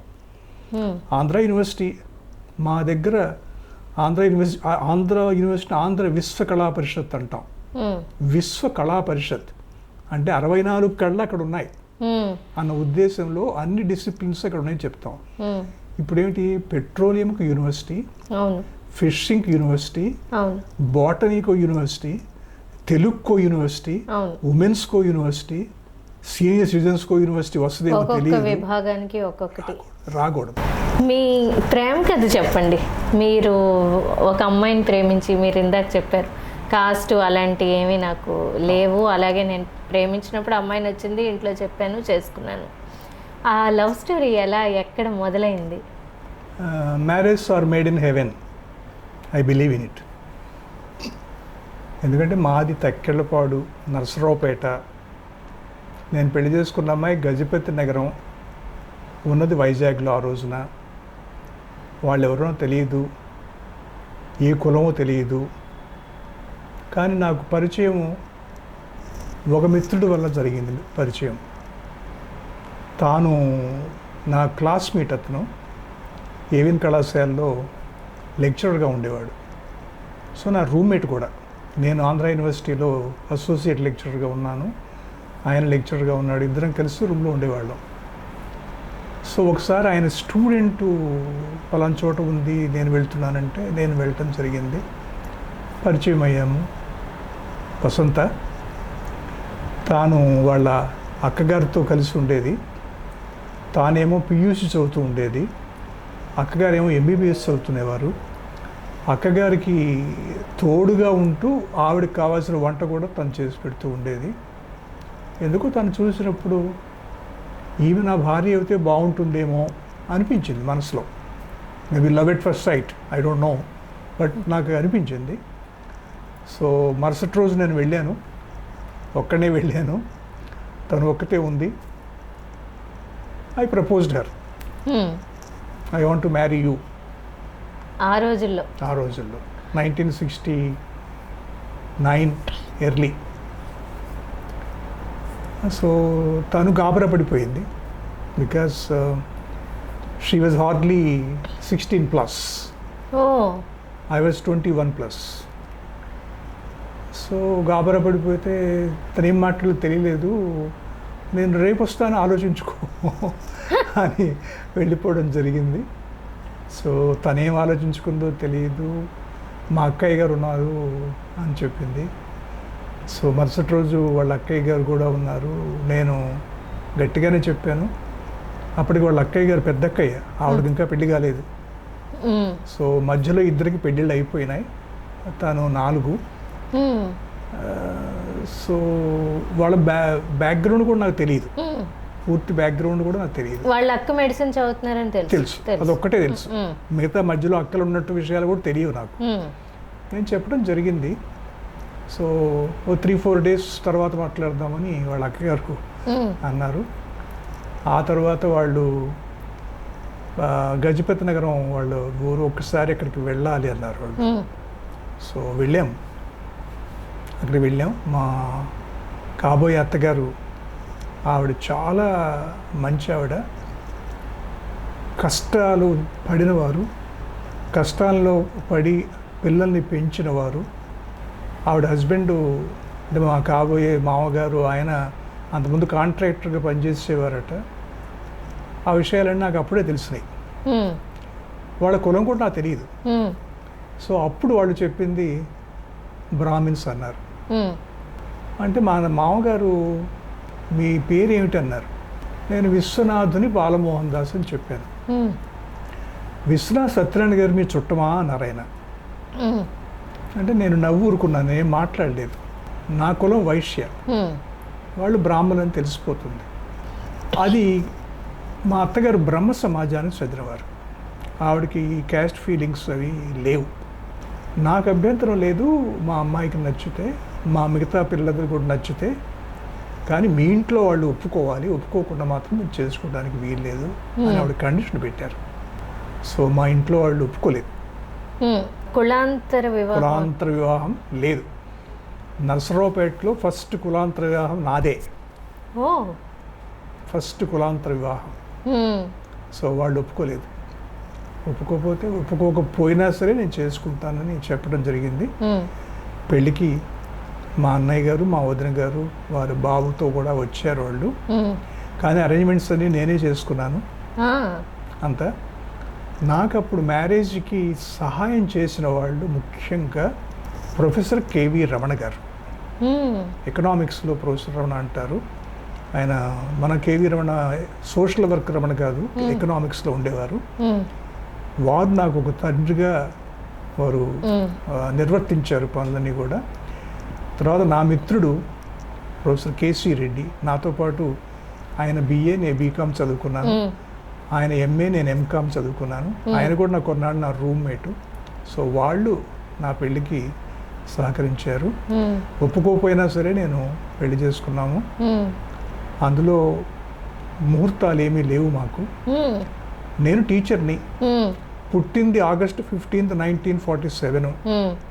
ఒక మంచి రోజు చేసుకోవాలి. మంచి రోజు ఏమిటి, నేను టీచర్ని కాబట్టి teachers day is good day for us. So September 5, 1969 Sarvepalli Radhakrishna గారి బర్త్డే రోజున సింహాచలంలో మా పెళ్లి జరిగింది. ఓ ఆ పెళ్లి ఖర్చు, రిసెప్షన్ ఇచ్చాము హోటల్ ఊటీ లేదు ఇప్పుడు, హోటల్ ఊటీ. పెళ్లి ఖర్చు, రిసెప్షన్ ఖర్చు అన్నీ కలిపి 1650 రూపాయలు. ఆ 1650 రూపాయల ఖర్చుతోనే మా పెళ్ళి రిసెప్షన్ కూడా అయిపోయింది. అందులో నావి 850 రూపాయలు అప్పులు. మా అత్తగారు కొన్ని ఖర్చులు మీకు ఇస్తామని అన్నారు. ఆవిడ ఇంకా బాకీ ఉన్నారు నాకు. ఆవిడ అయితే ఇప్పుడు అక్కడ వసూలు చేసుకోవాలి అంతే. తర్వాత ఐ నెవర్ లుక్ బ్యాక్. కానీ నా అదృష్టం, నా భార్య నన్ను అర్థం చేసుకుంది, నాకు అన్ని విధాల సహకరించింది. మా పిల్లల చదువుల దగ్గర నుంచి మా ఇల్లు కట్టడం కూడా, నేను కొంచెం వేగబాండుని, నా పని మీద నేను తిరుగుతూ ఉండేవాడిని. యూనివర్సిటీకి నేను మార్నింగ్ 7 గంటలకు వెళ్తే రావడం 8, 9 రాత్రి. మధ్యలో లంచ్కి కూడా క్యారేజ్ నాకు పంపించేది. సో పిల్లల చదువులు, ఇంటి వ్యవహారాలు అన్నీ కూడా తానే చూసుకునేది. పిల్లల గురించి చెప్పండి. ఆ పిల్లల గురించి నాకు అబ్బాయి, ఒక అమ్మాయి, వాళ్ళిద్దరి గ్యాప్ కూడా 5 years గ్యాప్లో ఉన్నారు. అబ్బాయి గోపీకృష్ణ నాకంటే తెలియగలవాడు. మీరు కూడా గోపీకృష్ణ అని ఎందుకైనా గాంధీ రిలేటెడ్గా పేరు? లేదు, అలా ఏమి లేదు. తను మా ఆవిడ డిసిషన్ అది కొంతవరకు. నాకు గుర్తు బాగా, పిల్లలు ఏం పేర్లు పెడదాం అనుకున్నప్పుడు రామకృష్ణ బీచ్లో కూర్చున్నాం. Okay. So Ramakrishna mission beach, Krishna కలిసి వస్తే బాగుంటుందేమో అని అంటే గోపీకృష్ణ పెడదామంది. సో తన డెసిషన్. ఓకే. సో నేను ఓకే చేశాను. సో వాళ్ళ చదువుల్లో వాళ్ళు బాగా చదువు చేసుకున్నారు. మా అబ్బాయి విశాఖ వ్యాలీ స్కూల్లో చదువుకున్నాడు. విశాఖ వ్యాలీ స్కూల్ టాపర్ కూడా అప్పుడు 12th క్లాస్లో. ఇప్పటికీ అబ్బాయి పేరు అక్కడ ఉంటుంది, 12th క్లాస్ టాపర్స్ పేర్లు ఉంటాయి అక్కడ. ఆ తర్వాత ఇంజనీరింగ్ చేశాడు, ఎంటెక్ కంప్యూటర్స్ చేశాడు. వైజాగ్ అంటే ఇష్టం, మేమంటే ఇష్టం, అందుకోసం వైజాగ్లో ఉండిపోయాడు. నేను యంగెస్ట్ ప్రొఫెసర్ ఆఫ్ ఇండియా అని చెప్పుకుంటాను, ఎందుకంటే నేను 31 సంవత్సరాలకే ప్రొఫెసర్ అయిపోవడం వలన. కానీ మా అబ్బాయి 27 ఏళ్లకే managing director of a software company అయిపోయాడు. సో ఆ విషయంలో ఐఎమ్ వెరీ హ్యాపీ. తర్వాత తనకి కూడా వివాహం విజయవాడలో అమ్మాయితో జరిగింది. వాళ్ళకు పాప, ఆ పాప కూడా ఇప్పుడు డెలాయిట్లో హైదరాబాద్లో వర్క్ చేస్తుంది. సో అబ్బాయి మేమందరం కలిసి ఉంటున్నాం ఈ ఇంట్లోనే. అబ్బాయి కంటే 5 ఏళ్ళు చిన్నది. తన పేరు సంధ్య. ఆ పేరు కూడా మా ఆవిడే డిసైడ్ చేసింది. సో మా ఇంటి పేరు కృష్ణ సంధ్య. MMTC కాలనీలో మాకు ఇల్లు ఉండేది. ఆ ఇంటి పేరు కృష్ణ సంధ్య. అంటే వాళ్ళిద్దరి పేర్లే ఉండాలనుకున్నాం. అమ్మాయి BCom గ్రాడ్యుయేట్ అయింది. MBA సీట్ వచ్చింది. చేరదామనుకున్న టైంలో ఒక ప్రపోజల్ వచ్చి, పెళ్లి ప్రపోజల్ వస్తే తనకు ఇష్టపడ్డది, వాళ్ళు ఇష్టపడ్డారు, అందులో పెళ్లి చేసాము. సో ఆ పెళ్లి కూడా పెళ్లి చూడటానికి, మా అమ్మాయిని చూడటానికి మా కాబోయే అల్లుడు వారి అమ్మగారు రావడం మా ఇంటికి నా 50th birthday. 50th 1997 August 15th మా ఇంటికి వచ్చారు. ఓకే. 50th year. సో వాళ్ళకి విషయం చెప్పాను, నాది లవ్ మ్యారేజీ, కట్నాలు నేను మా అబ్బాయికి తీసుకోలేదు, నాకు తీసుకోలేదు, మేము ఇవ్వము అని చెప్పటము ఎలా ఉంటుందో నాకు తెలియదు. కానీ అమ్మాయికి మా ఇష్టం వచ్చింది మేము ఇస్తాము అని చెప్పడం జరిగింది. వాళ్ళు 3 రోజుల తర్వాత మాట్లాడతామన్నారు. వాళ్ళు సత్యసాయి బాబా భక్తులు. ఎందుకంటే అబ్బాయి ఫోటో మాకు వచ్చినప్పుడు సత్యసాయి బాబాతో పాటు అబ్బాయి ఫోటో వచ్చింది. సో మా అమ్మాయి కూడా సత్యసాయి బాబా అంటే ఇష్టం. ఓకే. సో అది కలిసింది. కానీ మా కాబోయే వియ్యపురాలు గారు కండిషన్ పెట్టారు, సత్యసాయి బాబా దగ్గరికి అమ్మాయిని తీసుకొని వెళ్తాం, అమ్మాయిని అబ్బాయిని మీరు కూడా రండి, సత్యసాయి బాబా ఒప్పుకుంటే ఈ పెళ్ళి, లేకపోతే లేదు అన్నారు ఆవిడ. సత్యసాయి బాబా వెళ్ళాం, భయపడుతూనే వెళ్ళాం ఏమో అని, కానీ బాబా ఆశీర్వదించారు. ఆ పెళ్లి జరిగిపోయింది. అమ్మాయికి అల్లుడు భాస్కరు, మ్మ్. వాళ్ళు చాలా దేశాలు తిరిగారు. మ్మ్. వాళ్ళని చూడటం కోసం మేము కూడా చాలా దేశాలు తిరిగాము. ఓకే. అలా తిరిగిన దేశాల్లో వాళ్ళు దుబాయ్లో ఫస్ట్ మెడ్రాస్లో ఉండేవారు, తర్వాత సిటీ బ్యాంక్లో వర్క్ చేసేవాడు అల్లుడు భాస్కర్. తర్వాత దుబాయ్కి వెళ్ళారు, దుబాయ్ నుంచి మాస్కో వెళ్ళారు, మ్మ్. మాస్కో నుంచి జెకోస్లోవేకియా వెళ్ళారు, ప్రాగ్, అక్కడి నుంచి సింగపూర్ వచ్చారు. మ్మ్. సింగపూర్కు ముందు కొంచెం లండన్ వెళ్ళారు. ఇప్పుడు సింగపూర్ నుంచి ఆస్ట్రేలియా మెల్బోర్న్లో ఉన్నారు. మ్మ్. వాళ్ళకి 2 ఆడపిల్లలు, ఒక అమ్మాయి, పెద్ద అమ్మాయి కూడా మెడిసిన్కి దగ్గరలో ఉంది. మ్మ్. మెకంజీ సర్వీస్లో ఉద్యోగం కూడా వచ్చిందని ఈ మధ్యనే చెప్పింది. మ్మ్. రెండవది చిన్నది నేహ తన పేరు, పెద్దదాని పేరు గౌతమి, మ్మ్. చిన్నదాని పేరు నేహ. మ్మ్. సో వాళ్ళు బాగానే ఉన్నారు. మ్మ్. ఆ మాస్కో మేము వెళ్ళాము. రెండో అమ్మాయి పుట్టిన సందర్భాన మ్మ్. 3 నెలలు మాస్కోలో ఉన్నాం, నేను నా భార్య వసంత. మ్మ్. ఆ సమయంలోనే నేను వినాయకుడి మీద ఒక పుస్తకం రాయగలిగాను. మ్మ్. అవును, నేను చదివాను ఆ పుస్తకం. ఆ పుస్తకం అనంత వినాయకుడు. వినాయకుడు. మ్మ్. నాకు వినాయకుడి గురించి అక్కడ పుస్తకాలు, సోర్స్ మెటీరియల్ మాస్కోలో ఏం దొరకవు. మ్మ్. అప్పుడు నెట్ కూడా ఇంత లేదు, డెవలప్డ్గా లేదు. కానీ వినాయకుడే నా చేత రాయించాడు అనుకుంటాను నేను. మ్మ్. వినాయకుడే రాశాడేమో అనుకుంటాను. మ్మ్. అది తెలుగులో రాశాను. ఆ పుస్తకం 2010లో రాశాను, మ్మ్. రిలీజ్ అయింది. మ్మ్. ఆ పుస్తకాన్ని నాకు ఒక రకంగా స్ఫూర్తిదాయకులు రోసయ్య గారు, మ్మ్. ఆయనకి ముఖ్యమంత్రిగా ఉన్నప్పుడు ఆయనకి అంకితం కూడా పుస్తకం ఇవ్వడం జరిగింది. మ్మ్. ఆయన కూడా చాలా ఆశీర్వదించారు నన్ను చాలా విషయాల్లో. మ్మ్. ఆ పుస్తకం ఇప్పుడు 8 లాంగ్వేజెస్లో ట్రాన్స్లేట్ అయింది. మ్మ్. ఇంగ్లీష్, హిందీ, మలయాళం. తమిళ్, మలయాళం, కన్నడ, మరాఠీ, పంజాబీ, మ్మ్. హిందీ ఇవన్నీ అయిపోయినాయి. తెలుగు ఎడిషన్ నా దగ్గర తెలుగు 3 ఎడిషన్లు వచ్చినాయి. మ్మ్. ఇప్పుడు ఇంకా 2 బెంగాలీలో, ఒడియాలో అవుతుంది. మ్మ్. నాకు గుజరాత్లో కావాలి. మీ ఇంటర్వ్యూ చూసి ఎవరైనా గుజరాతీ వాళ్ళు వస్తే సంతోషం. ఎవరైనా ఉంటే చెప్తాను. మీరు ఒక మాట అన్నారు పిల్లల గురించి చెప్తూ, గోపికి వైజాగ్ అంటే ఇష్టం, ఏ దేశం వెళ్లకుండా వైజాగ్లో ఉండిపోయాడు, యంగెస్ట్ మేనేజింగ్ డైరెక్టర్ అయ్యాడు అని. వైజాగ్ని మీరు చాలా సంవత్సరాలుగా ఇప్పటి వరకు చూస్తూ ఉన్నారు, చాలా ఫేజెస్లో. ఒక చిన్న రేవు పట్టణం నుంచి, ఒక పీస్ఫుల్ టౌన్ నుంచి ఈవేళ ఒక కాస్మోపాలిటన్ బిజీ సిటీగా. ఈ చేంజెస్ మీకు అప్పటికి ఇప్పటికీ వైజాగ్ మీకేమనిపిస్తుంది యాజ్ సిటిజన్ ఆఫ్ వైజాగ్? మీరు ఒక ప్రశ్న వేస్తూ మీ ఫస్ట్ లవ్ అని అడిగారు. ఫస్ట్ లవ్ వైజాగే, సెకండ్ లవ్వే వసంత. ఎందుకంటే నేను నరసరావుపేట నుంచి విశాఖపట్నానికి స్టడీస్కి వచ్చాను. నరసరావుపేటలో చదువుకుంటున్నప్పుడే విశాఖపట్నం ఒక కాంపిటీషన్లో పార్టిసిపేట్ చేయడానికి వచ్చాను. ఆ చూసినప్పుడే నేను విశాఖపట్నం అంటే ప్రేమలో పడిపోయాను. Beautiful city, beautiful city. ఇప్పుడు ఇంకా కొంచెం అర్బనైజేషన్ పెరిగి కొంచెం అందం తగ్గిందేమో అనిపిస్తుంది. 1966కు ముందర చెప్తున్నాను నేను. ఎంత బాగుండేదంటే చాలామంది చెప్పేవారు మాస్కో కంటే బాగుండేదని చెప్పేవారు.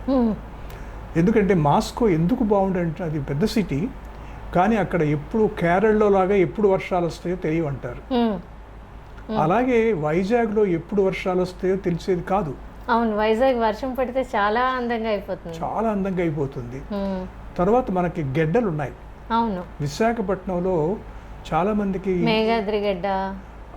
ఆ గెడ్డల కంటే మీకు జగదాంబ ఏరియా పూర్ణ మార్కెట్ మధ్యలో గడ్డ ఉండేది. ఓ, అలా గడ్డలు ఉండేవి. ఆ గడ్డలు దాటడానికి కొన్ని బ్రిడ్జెస్ అలా కట్టేవారు. ఈ గడ్డల వల్ల ఏమిటంటే ఎక్కడ వర్షం పడ్డా ఎక్కడ ఒక్క నీరు కూడా ఉండదు, ఓకే, వెళ్ళిపోతుంది. సో గడ్డలు ఉండేవి. విశాఖపట్నం ఒకవైపు సముద్రం, మిగతా 3 వైపులు కొండలు, beautiful landscape. Weather Andhra Ooty retirement కానీ ఆంధ్ర ఊటీగా ఉండేది. అప్పటికే కాస్మోపాలిటన్ టౌన్. ఈ కాస్మోపాలిటన్ టౌన్ ఎందుకు అంటే మనకి ఈస్టర్న్ నేవల్ కమాండ్ వచ్చింది, పోర్ట్ ట్రస్ట్ వచ్చింది, కాల్టెక్స్ అని ఉండేది ఆ రోజుల్లో, ప్రస్తుతం హెచ్పిసిఎల్ అంటాం, కాల్టెక్స్ ఉండేది, బిహెచ్పి వచ్చింది, కోరమాండల్ ఫర్టిలైజర్స్ ఉండేది, హిందుస్థాన్ జింక్ ఉండేది. వీటి వలన ఇతర రాష్ట్రాల నుంచి ఎంప్లాయీస్ ఇక్కడ చాలామంది ఉండేవారు. అందువల్ల కాస్మోపాలిటన్ కల్చరు ఇక్కడ వచ్చింది. తర్వాత ఈ ప్రాంతంలో ప్రజలు చాలా కామ్ గోయింగ్ పీపుల్. గాంధీ గారిని ఆరాధించేవాళ్ళు. హింస అనే మాట ఉండదు. అహింస, ఒకరిని చూసి సంతోషపడుతూ ప్రేమగా చూడటమే కానీ ఇబ్బంది పెట్టాలి, వాళ్ళతో పోట్లాడాలి, కొట్టాలి అనే భావన ఎవరికి లేదు. People are so good. So అందువల్ల చాలా మంచి సిటీ. చదువుకుంటే ఇక్కడ చదువుకోవాలి, ఉద్యోగం చేస్తే ఇక్కడే ఉద్యోగం చేయాలి అని ఆ రోజే లవ్లో పడిపోయాను. అందువలన నేను ఇక్కడ ఆంధ్ర యూనివర్సిటీలో ఉద్యోగం వచ్చిందంటే వెంటనే ఆలోచించకుండా చేరిపోయాను. వచ్చిన తర్వాత నాకు చాలా పెద్ద ఆఫర్లు వచ్చినాయి.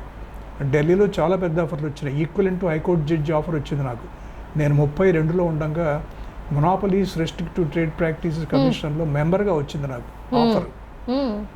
కానీ వైజాగ్ని వదిలి వెళ్ళకూడదు, ఇష్టం లేదు. అలాగే నాకు ఇతర దేశాల నుంచి కూడా చాలా ఆఫర్స్ వచ్చినాయి. కానీ నాకు ఎక్కడికి వెళ్ళటం ఇష్టం లేదు. వైజాగ్లోనే ఉండాలనుకున్నాను.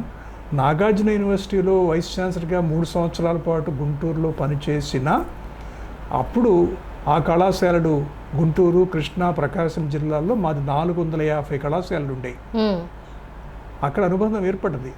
అక్కడ చాలా నా మంచి పేరు వచ్చింది. ఆ మంచి పేరు నేను చెప్పకూడదు, మీరు కనుక్కోండి ఆ యూనివర్సిటీలో. సో అక్కడ వాళ్ళు గుంటూరులో ఉండిపోమని అడిగారు నన్ను. ఆనాటి ముఖ్యమంత్రి గారు నన్ను ఇంకో టర్మ్ కూడా ఉండమన్నారు. కానీ నాకు ఇష్టం లేదు, వైజాగ్లో ఉండిపోవాలి. నేను వైజాగ్ అని బ్యాక్కి వచ్చాను. So Vizag is my lovely place. నాకే కాదు, ఎవరికైనా ఇక్కడ ఐఏఎస్ ఆఫీసర్లు వాళ్ళంతా కూడా ఒక్కసారి పనిచేస్తే మళ్ళీ ఇక్కడ ఉండిపోవాలనుకుంటారు. మీకు గుర్తుందో లేదో, మన కలెక్టర్ అభిద్ హుస్సేన్ గారు ఉండేవారు. వారి అమ్మాయి పేరు విశాఖ అని పేరు పెట్టారు. వాళ్ళ అమ్మాయి పేరు విశాఖ. ఆయనకి అంత ఇష్టం విశాఖపట్నం అంటే. సో నాకు ఆ పేరు పెట్టేంత సంధ్య అని పెట్టాం, కానీ విశాఖ అంటే నాకు చాలా ఇష్టం. ఇక్కడే పెరగాలి, ఇక్కడే పోవాలి కూడా అనుకుంటాను. చాలా మంచి ప్లేస్ అమ్మా ఇది. అందుకోసమే ముఖ్యమంత్రి గారు ఇక్కడ క్యాపిటల్ పెడదాం అనుకుంటున్నారేమో తెలియదు నాకు. కానీ అర్బనైజేషన్ మీరు ఇప్పుడు అన్నట్టు చాలా మారిందని అది చూసినప్పుడు ఇది మంచికేనా, లేకపోతే వైజాగ్ హెస్ లాస్ట్ ఇట్స్ చామ్ అని చాలా మంది ఓల్డ్ టైమర్స్ అంటూ ఉంటారు. అంటే అది డెవలప్మెంట్తో తప్పదు. కొన్ని విషయాలు డెవలప్మెంట్తో తప్పదు. సో మనకున్న ల్యాండ్స్కేప్ టెరైన్ అలా ఉంది కదా. మీ కొండలు, నీళ్లు, ఇప్పటికి కూడా మీరు నీళ్లు ఎక్కడ నిలవ ఉండవు. మీరు చూడండి, మహా ఉంటే మద్దులపాలెం ఏరియాలో అప్పుడు ఉండేవి. ఓ కమిషనర్ గారు ప్రవీణ్ ప్రకాష్ ఎవరు వచ్చినప్పుడు, ప్రవీణ్ కుమార్ అనుకుంటా, ఆయన వచ్చినప్పుడు బాగా చేసేది. ప్రవీణ్ కుమార్ కమిషనర్ ప్రవీణ్ కుమార్ గారు వచ్చినప్పుడు మద్దులపాలెంలో దాన్ని కొంచెం చాలా బాగా చేసి ఇప్పుడు అక్కడ నీళ్లు ఉండే, అక్కడ ఉండే అంత ముందు వర్షం వస్తే అక్కడ నీళ్లు ఉండే. అది దాన్ని చాలా సరి చేశారు ఆయన. సో ఇప్పుడు నీళ్లు ఎక్కడ నిలవ ఉండవు ఇప్పటికీ కూడా. కాకపోతే కొన్ని గడ్డలు పాడు చేశారు, అది కొంచెం ఇబ్బంది. కొన్ని కొండలు పాడు చేశారు. పివి నరసింహారావు గారు ఆయన ప్రధానమంత్రిగా ఉన్నప్పుడు హెలికాప్టర్ తిరుగుతూ కొండల మీద ఇళ్ళు తగ్గించండి అని చెప్పాడు ఆయన. కానీ కొండల మీద ఇళ్ళు కాదు, ఇప్పుడు ఎక్కువైపోయినాయి. చెట్లు ఎక్కువ చేయాలి. మన జూ ఉంది, మీకు తెలుసో లేదో, విశాఖపట్నంలో ఉన్న zoo one of the biggest juice in the world. Natural zoo. So అవి మనం పరిరక్షించుకోవాలి. అలాగే మన బీచ్ని పరిరక్షించుకోవాలి. ఎందుకంటే మీకు రామకృష్ణ బీచ్ ఎదురుగా పాండురంగపురం లేఅవుట్ ఉంది. ఆ లేఅవుట్ వేయకుండా ఉంటే బాగుంటుందేమో అనిపిస్తుంది నాకైతే. కానీ వచ్చింది, ఇప్పుడు తప్పదు. కానీ మిగతావి మాత్రం మనం సేఫ్ గార్డ్ చేసుకోవాలి. అంటే నేను పొలిటికల్గా అడగటం లేదు, వైజాగ్కి ఈ ల్యాండ్స్కేప్, ఈ జోగ్రఫీ, ఈ పాస్ట్ ఇవన్నీ దృష్టిలో పెట్టుకుని ఒక ఓల్డ్ టైమర్గా క్యాపిటల్ అయ్యే కెపాసిటీ అండ్ కేపబిలిటీ ఉన్నాయా? జోగ్రఫికల్గా ఇది కరెక్ట్ ప్లేస్ అయినా? తప్పకుండా ఉందమ్మా. ఇన్ఫ్యాక్ట్ ముఖ్యమంత్రి గారు ప్రపోజ్ చేసినప్పుడు దాన్ని నేను బలపరిచాను. ఇక్కడ విశాఖ గర్జన కూడా జరిగింది. ఇన్ఫ్యాక్ట్ ఆ విశాఖ గర్జన ప్రాంతం ఆ టైంలో ఆ మూమెంట్కి నన్నే చైర్మన్గా ఉండమన్నారు. ఎందుకంటే అంతకుముందు నేను నాన్ పొలిటికల్ జాయింట్ యాక్షన్ కమిటీకి చైర్మన్గా ఉన్నాను. Non political, not related with any politics.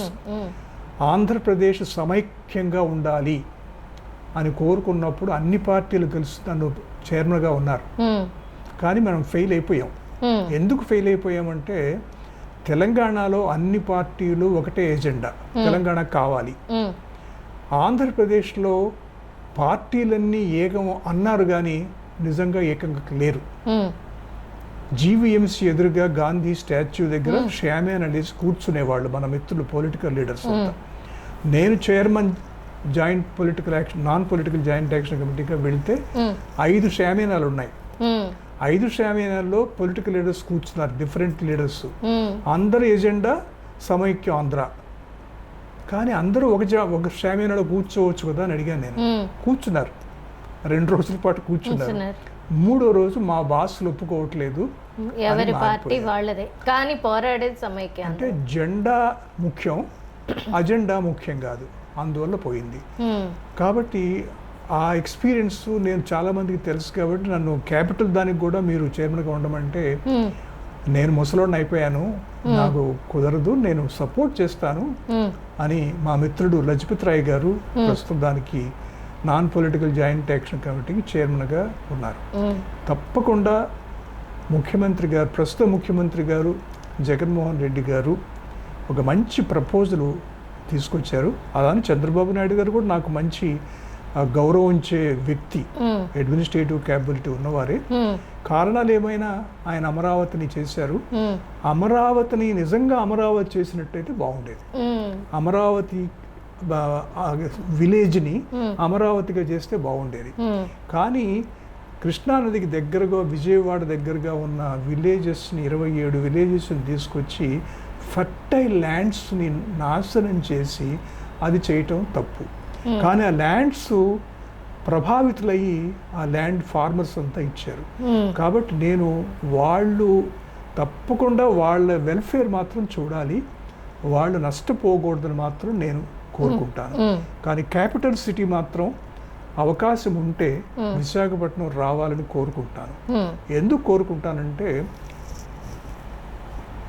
ఇక్కడ మన భోగాపురం ఇంటర్నేషనల్ ఎయిర్పోర్ట్ వస్తున్న తర్వాత విజయనగరం, శ్రీకాకుళం, విశాఖపట్నం ఈ ఓల్డ్ జిల్లాలు ప్రస్తుతం 6 జిల్లాలు అయిపోయినాయి. అనకాపల్లి ఇవన్నీ కలుపుకొని 6 జిల్లాలు అయిపోయినాయి. ఓల్డ్ 3 జిల్లాలు కూడా ఒక సిటీగా ఫామ్ అవుతాయి. Link Bhogapuram international airport. ఈ 3 జిల్లాలు ఒకటైపోయినప్పుడు ఒకటే టౌన్ అవుతుంది.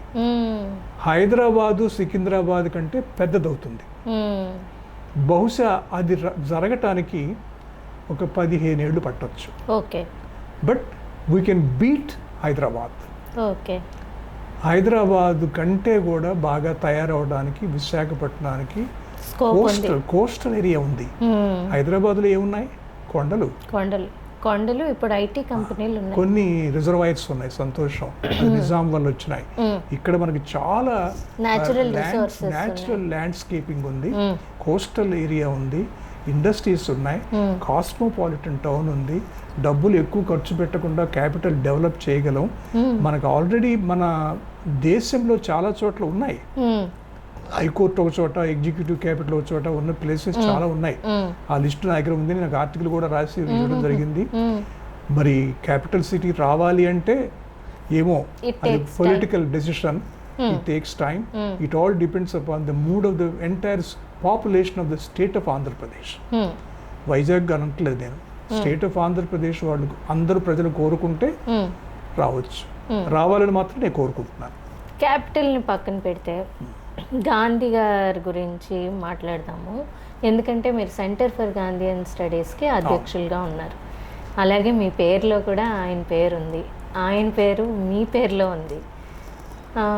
గాంధీయన్ ఫిలాసఫీ, నేను ఈ మధ్య కొన్ని వీడియోస్ చూస్తున్నాను. కొంతమంది సినిమాకి చెందిన కొంతమంది ఇన్ఫ్లుయెన్సర్స్ అనండి, లేకపోతే సినిమా రంగానికి చెందిన కొంతమంది వీడియోస్ గాంధీని తిడుతూ లేకపోతే గాంధీని విమర్శిస్తూ ఒక కొత్త నెరేటివ్ని తీసుకుని వస్తున్నారు. మీరు చూసారో లేదో ఆ వీడియోస్ నాకు తెలియదు. చూశాను, చాలా బాధ కూడా కలుగుతుంది. గాంధీని ఇగ్నోర్ చేస్తే పర్వాలేదు, ఇన్సల్ట్ చేస్తున్నారు. అండ్ కిందన కామెంట్స్ కూడా వాటిని సమర్థిస్తూ చాలా ఉన్నాయి. అవును. అసలు గాంధీ గారి గురించి పాఠాల్లోంచి కూడా తీసేస్తున్న ఈ రోజుల్లో కొత్త వాళ్ళకి అదే నిజమేమో, ఇంకా పాఠాలు తీయలేదు, ఇంకా తీయలేదు, కొంతవరకు ప్రస్తుతానికి తీయలేదు. కానీ అదే నిజమేమో. ఎందుకంటే ఇన్ఫ్లుయెన్సర్స్ చెప్పేది నమ్మే పరిస్థితులు ఉన్న రోజులు ఇప్పుడు. దుష్ప్రాపగాండా పెరిగింది ఈ రోజున. ఈ సోషల్ మీడియాలో కొన్ని అబద్ధాలు ప్రాపగేట్ చేస్తున్నారు. ప్రభుత్వం వారు దాన్ని, ప్రభుత్వంలో ఉన్న కీ ఫిగర్స్ ఖండించట్లేదు. అది ఖండించాలని కోరుకున్నాం. ప్రధానమంత్రి మోడీ గారు ఎప్పుడూ గాంధీ గారి గురించి పొగుడుతారు.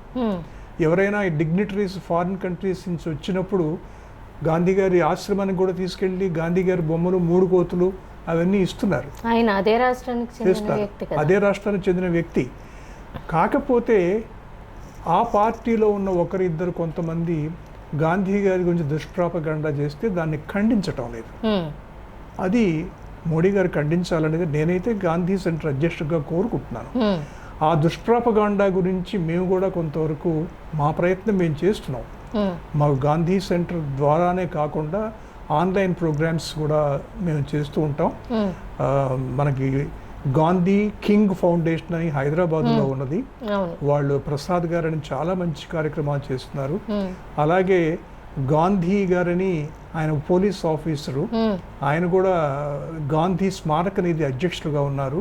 మేమంతా కలిసి ప్రోగ్రామ్స్ మేము చేయటానికి, అలాగే సౌత్ ఆఫ్రికాలో ఈ రోజున చాలా ప్రోగ్రామ్స్ జరుగుతున్నాయి. అక్కడ పీటర్ మారిస్బర్గ్లో గాంధీ గారు ఫస్ట్ క్లాస్ కోచ్లో నుంచి నెట్టివేయబడ్డారు. అందువలనే ఆయన మోహన్ దాస్ నుంచి మహాత్మా అయ్యాడని కూడా చెప్పుకుంటారు. సో వాళ్ళతో కూడా మాకు కాంటాక్ట్స్ ఉన్నాయి. గాంధీ గారి మనవరాలు ఈలా గాంధీ గారు కూడా మాతో పరిచయం ఉంది. ఈరోజు we're in the process of conversation with all of us. మా ప్రయత్నం మేము చేస్తున్నాం. ప్రభుత్వం కూడా రావాలి.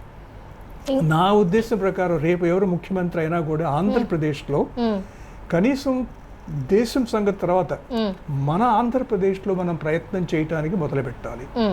ఎందుకంటే ముఖ్యమంత్రి జగన్మోహన్ రెడ్డి గారు విలేజ్ పంచాయత్స్ తీసుకొచ్చారు, విలేజ్ వాలంటరీ సెక్రటేరియట్ తీసుకొచ్చారు, గ్రామ స్వరాజ్యం. గాంధీ గారు చెప్పిన గ్రామ స్వరాజ్యాన్ని మన రాష్ట్రంలో నెలకొల్పారు. దాన్ని బలోపేతం చేయాలి. ఈ 2 లక్షల మంది వాలంటీర్స్, సెక్రటేరియట్ స్టాఫ్కి గాంధీ గారి గురించి పాఠాలు చెప్పాలి. ప్రతి సెక్రటేరియల్ ఆఫీసులో గాంధీ గారి గురించి ఒక బొమ్మ ఉండాలి, ఆయన నీతులు కూడా చెప్పగలగాలి. అలాగే ఈ సెక్రటేరియట్స్ అందరికి కూడా పాఠాలు చెప్పాలి గాంధీ గారి గురించి. పాఠాలు చెప్పాలి అంటున్నారు కదా, గాంధీయన్ ఫిలాసఫీ ఈ రోజులకి వర్తిస్తుందా? తప్పకుండా. ఆయన అహింస అనేవారు, తప్పకుండా శాంతి అనేవారు. తప్పకుండా. ఎప్పటికీ గాంధీ చెప్పిన సూత్రాలన్నీ కూడా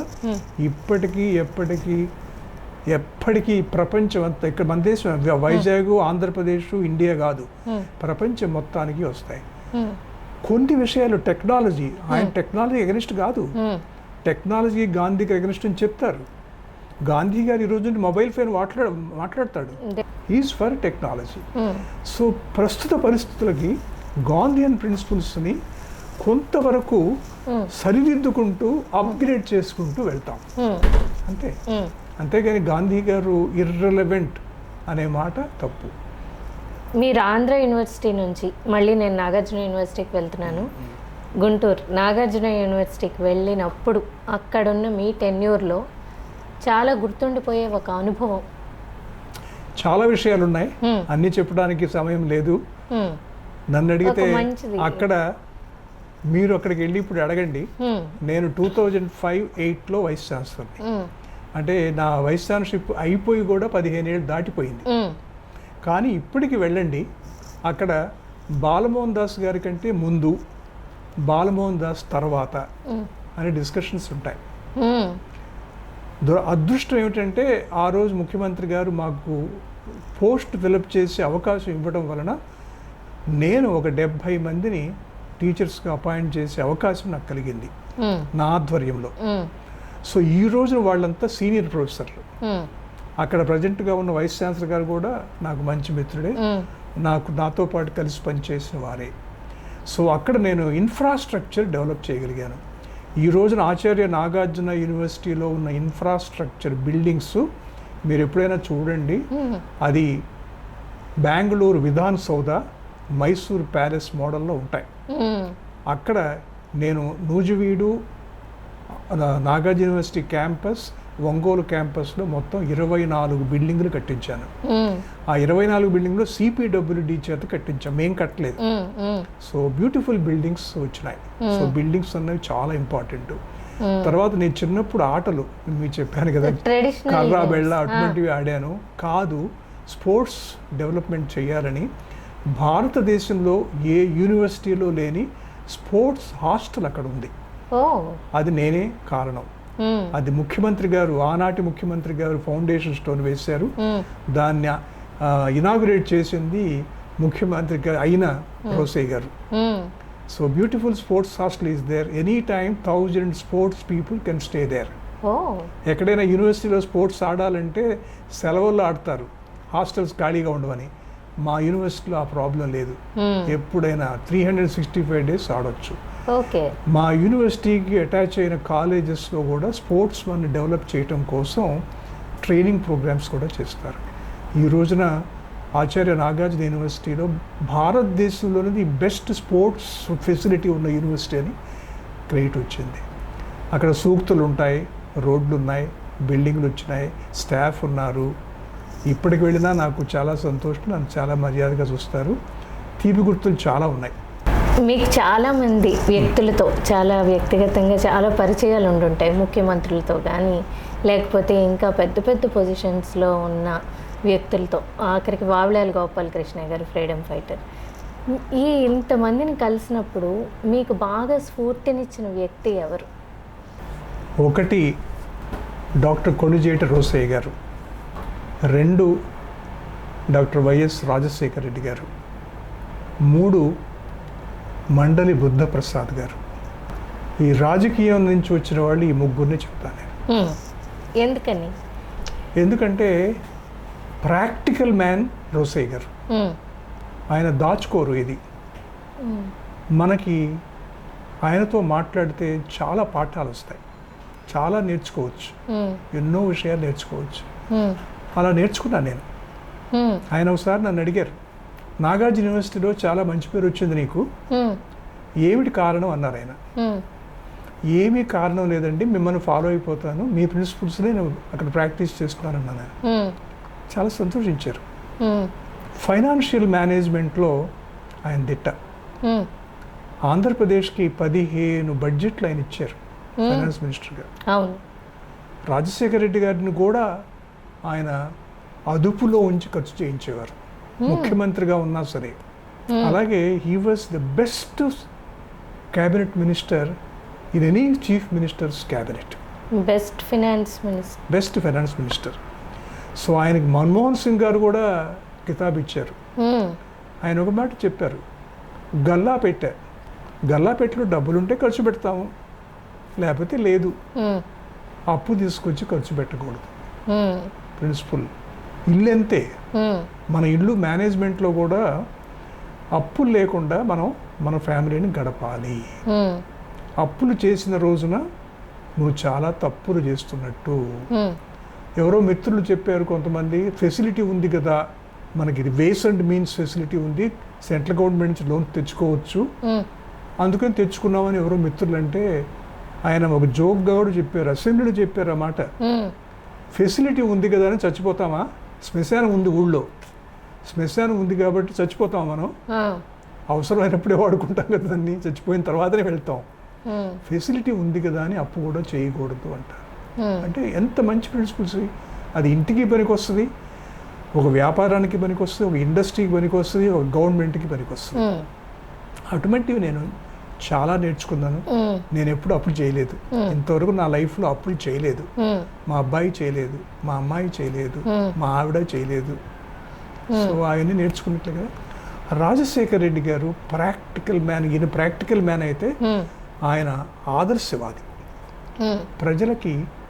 ప్రజలు కష్టపడకుండా ఉండాలి అని బీదవాళ్ళని గుర్తుంచుకొని, రైతులు గుర్తించి వాళ్ళకి ఆయన ₹1 డాక్టర్గా పనిచేస్తూ ఆరోగ్యశ్రీని తీసుకువచ్చాడు.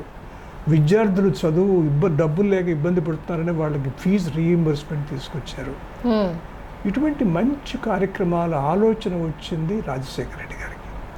అది మనస వాచ కర్మణ ఆయన చేశాడు. రాజకీయ నాయకుల్లో చనిపోయినా ఇప్పటికీ మన మనసుల్లో బతికున్న రాజకీయ నాయకుడు ఎవరు అంటే డెఫినెట్గా రాజశేఖర రెడ్డి గారు. ఎస్. మండలి బుద్ధప్రసాద్ గారు రాజకీయాలతో పార్టీలతో సంబంధం లేదు. వారి నాన్నగారు మండలి కృష్ణారావు గారు కూడా పరిచయం నాకుంది. వారు దివిసీమలో తుఫాన్లు వచ్చినప్పుడు ఆయనంతా ఆయన వెళ్ళి ఎంతో సాయం చేశారు. అప్పుడు బుద్ధప్రసాద్ గారు చిన్నపిల్లడు అనుకుంటాను. తండ్రిని మించిన తనయుడు మండలి బుద్ధప్రసాద్ గారు. సింపుల్ మ్యాన్, అసలు గర్వం లేదు. ఆయన రాజకీయ నాయకుడు, మినిస్టర్ అంటే నమ్మం. సాహిత్యం అంటే ఎంత ఇష్టమో, తెలుగు అంటే ఎంత ఇష్టమో. మీకు తెలుగు గురించి కూడా తెలియాలి. తెలుగు ప్రాచీన భాష హోదా రావటానికి కారణం ముగ్గురు ప్రసాదులు. ఒకరు ఏబికే ప్రసాద్ గారు, జర్నలిస్ట్. 2 మండలి బుద్ధ ప్రసాద్ గారు, రాజకీయం.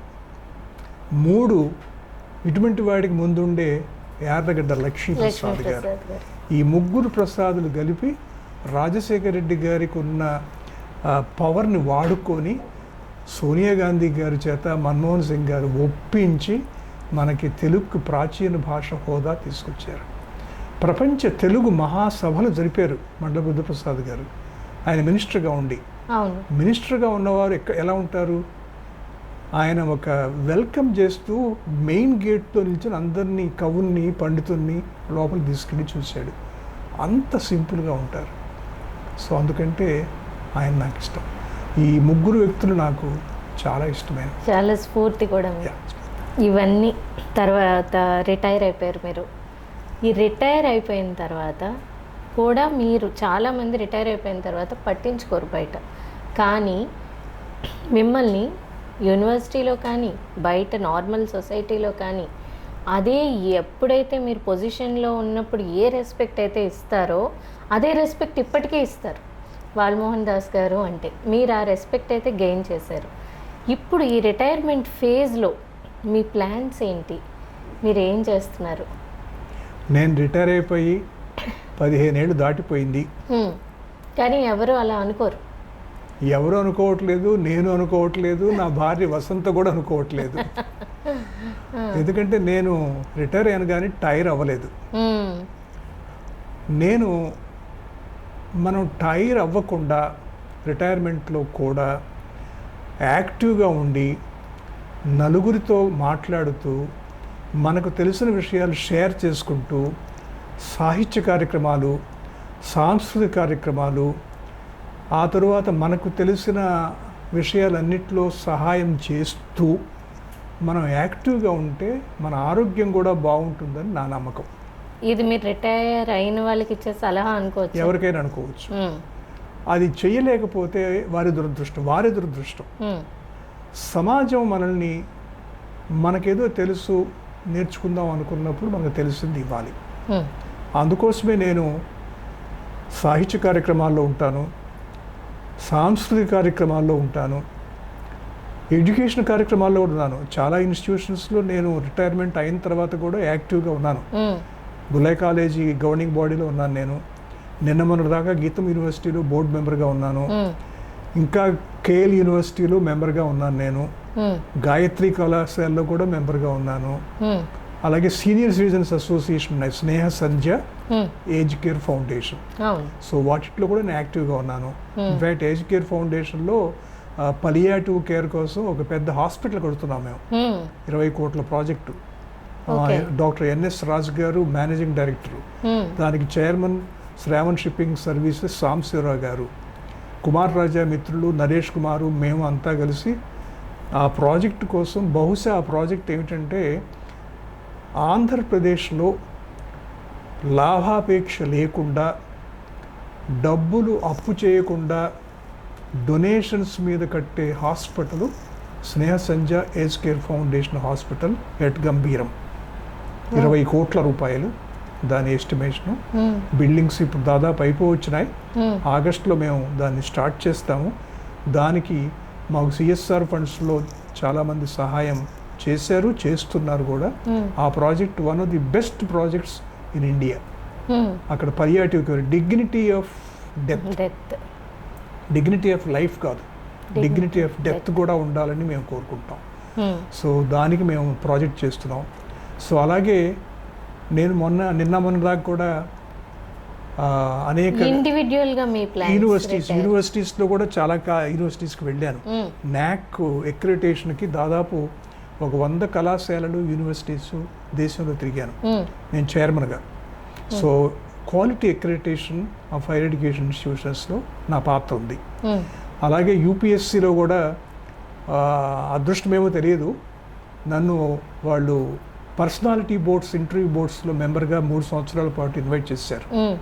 సో ఈ దేశంలో ఈ రోజున నేను నాతో పాటు మిగతా వాళ్ళతో కలిపి భాగస్వామ్యం పంచుకొని పర్సనాలిటీ బోర్డ్స్లో దాదాపు ఒక 200 మంది సివిల్ సర్వెంట్స్ని రిక్రూట్ చేయగలిగాను నేను.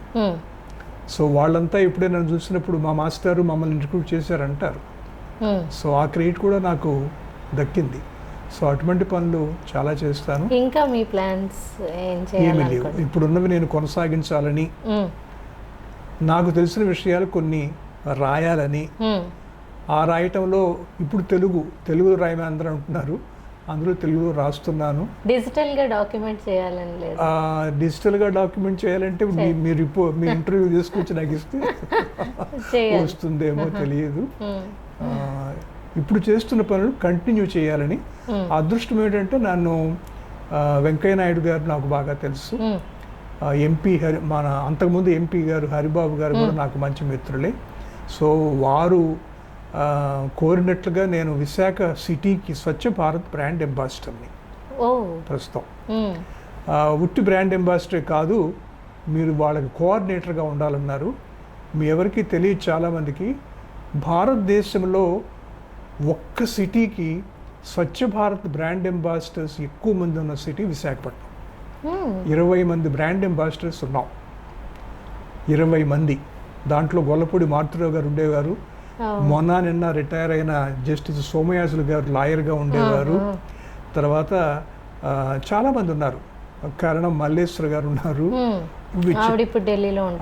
అటువంటి చాలామంది ఉన్నారు. వాళ్ళందరికీ కోఆర్డినేటర్గా నన్ను పెట్టారు. సో గత 2015 నుంచి నేను కంటిన్యూ అవుతున్నాను.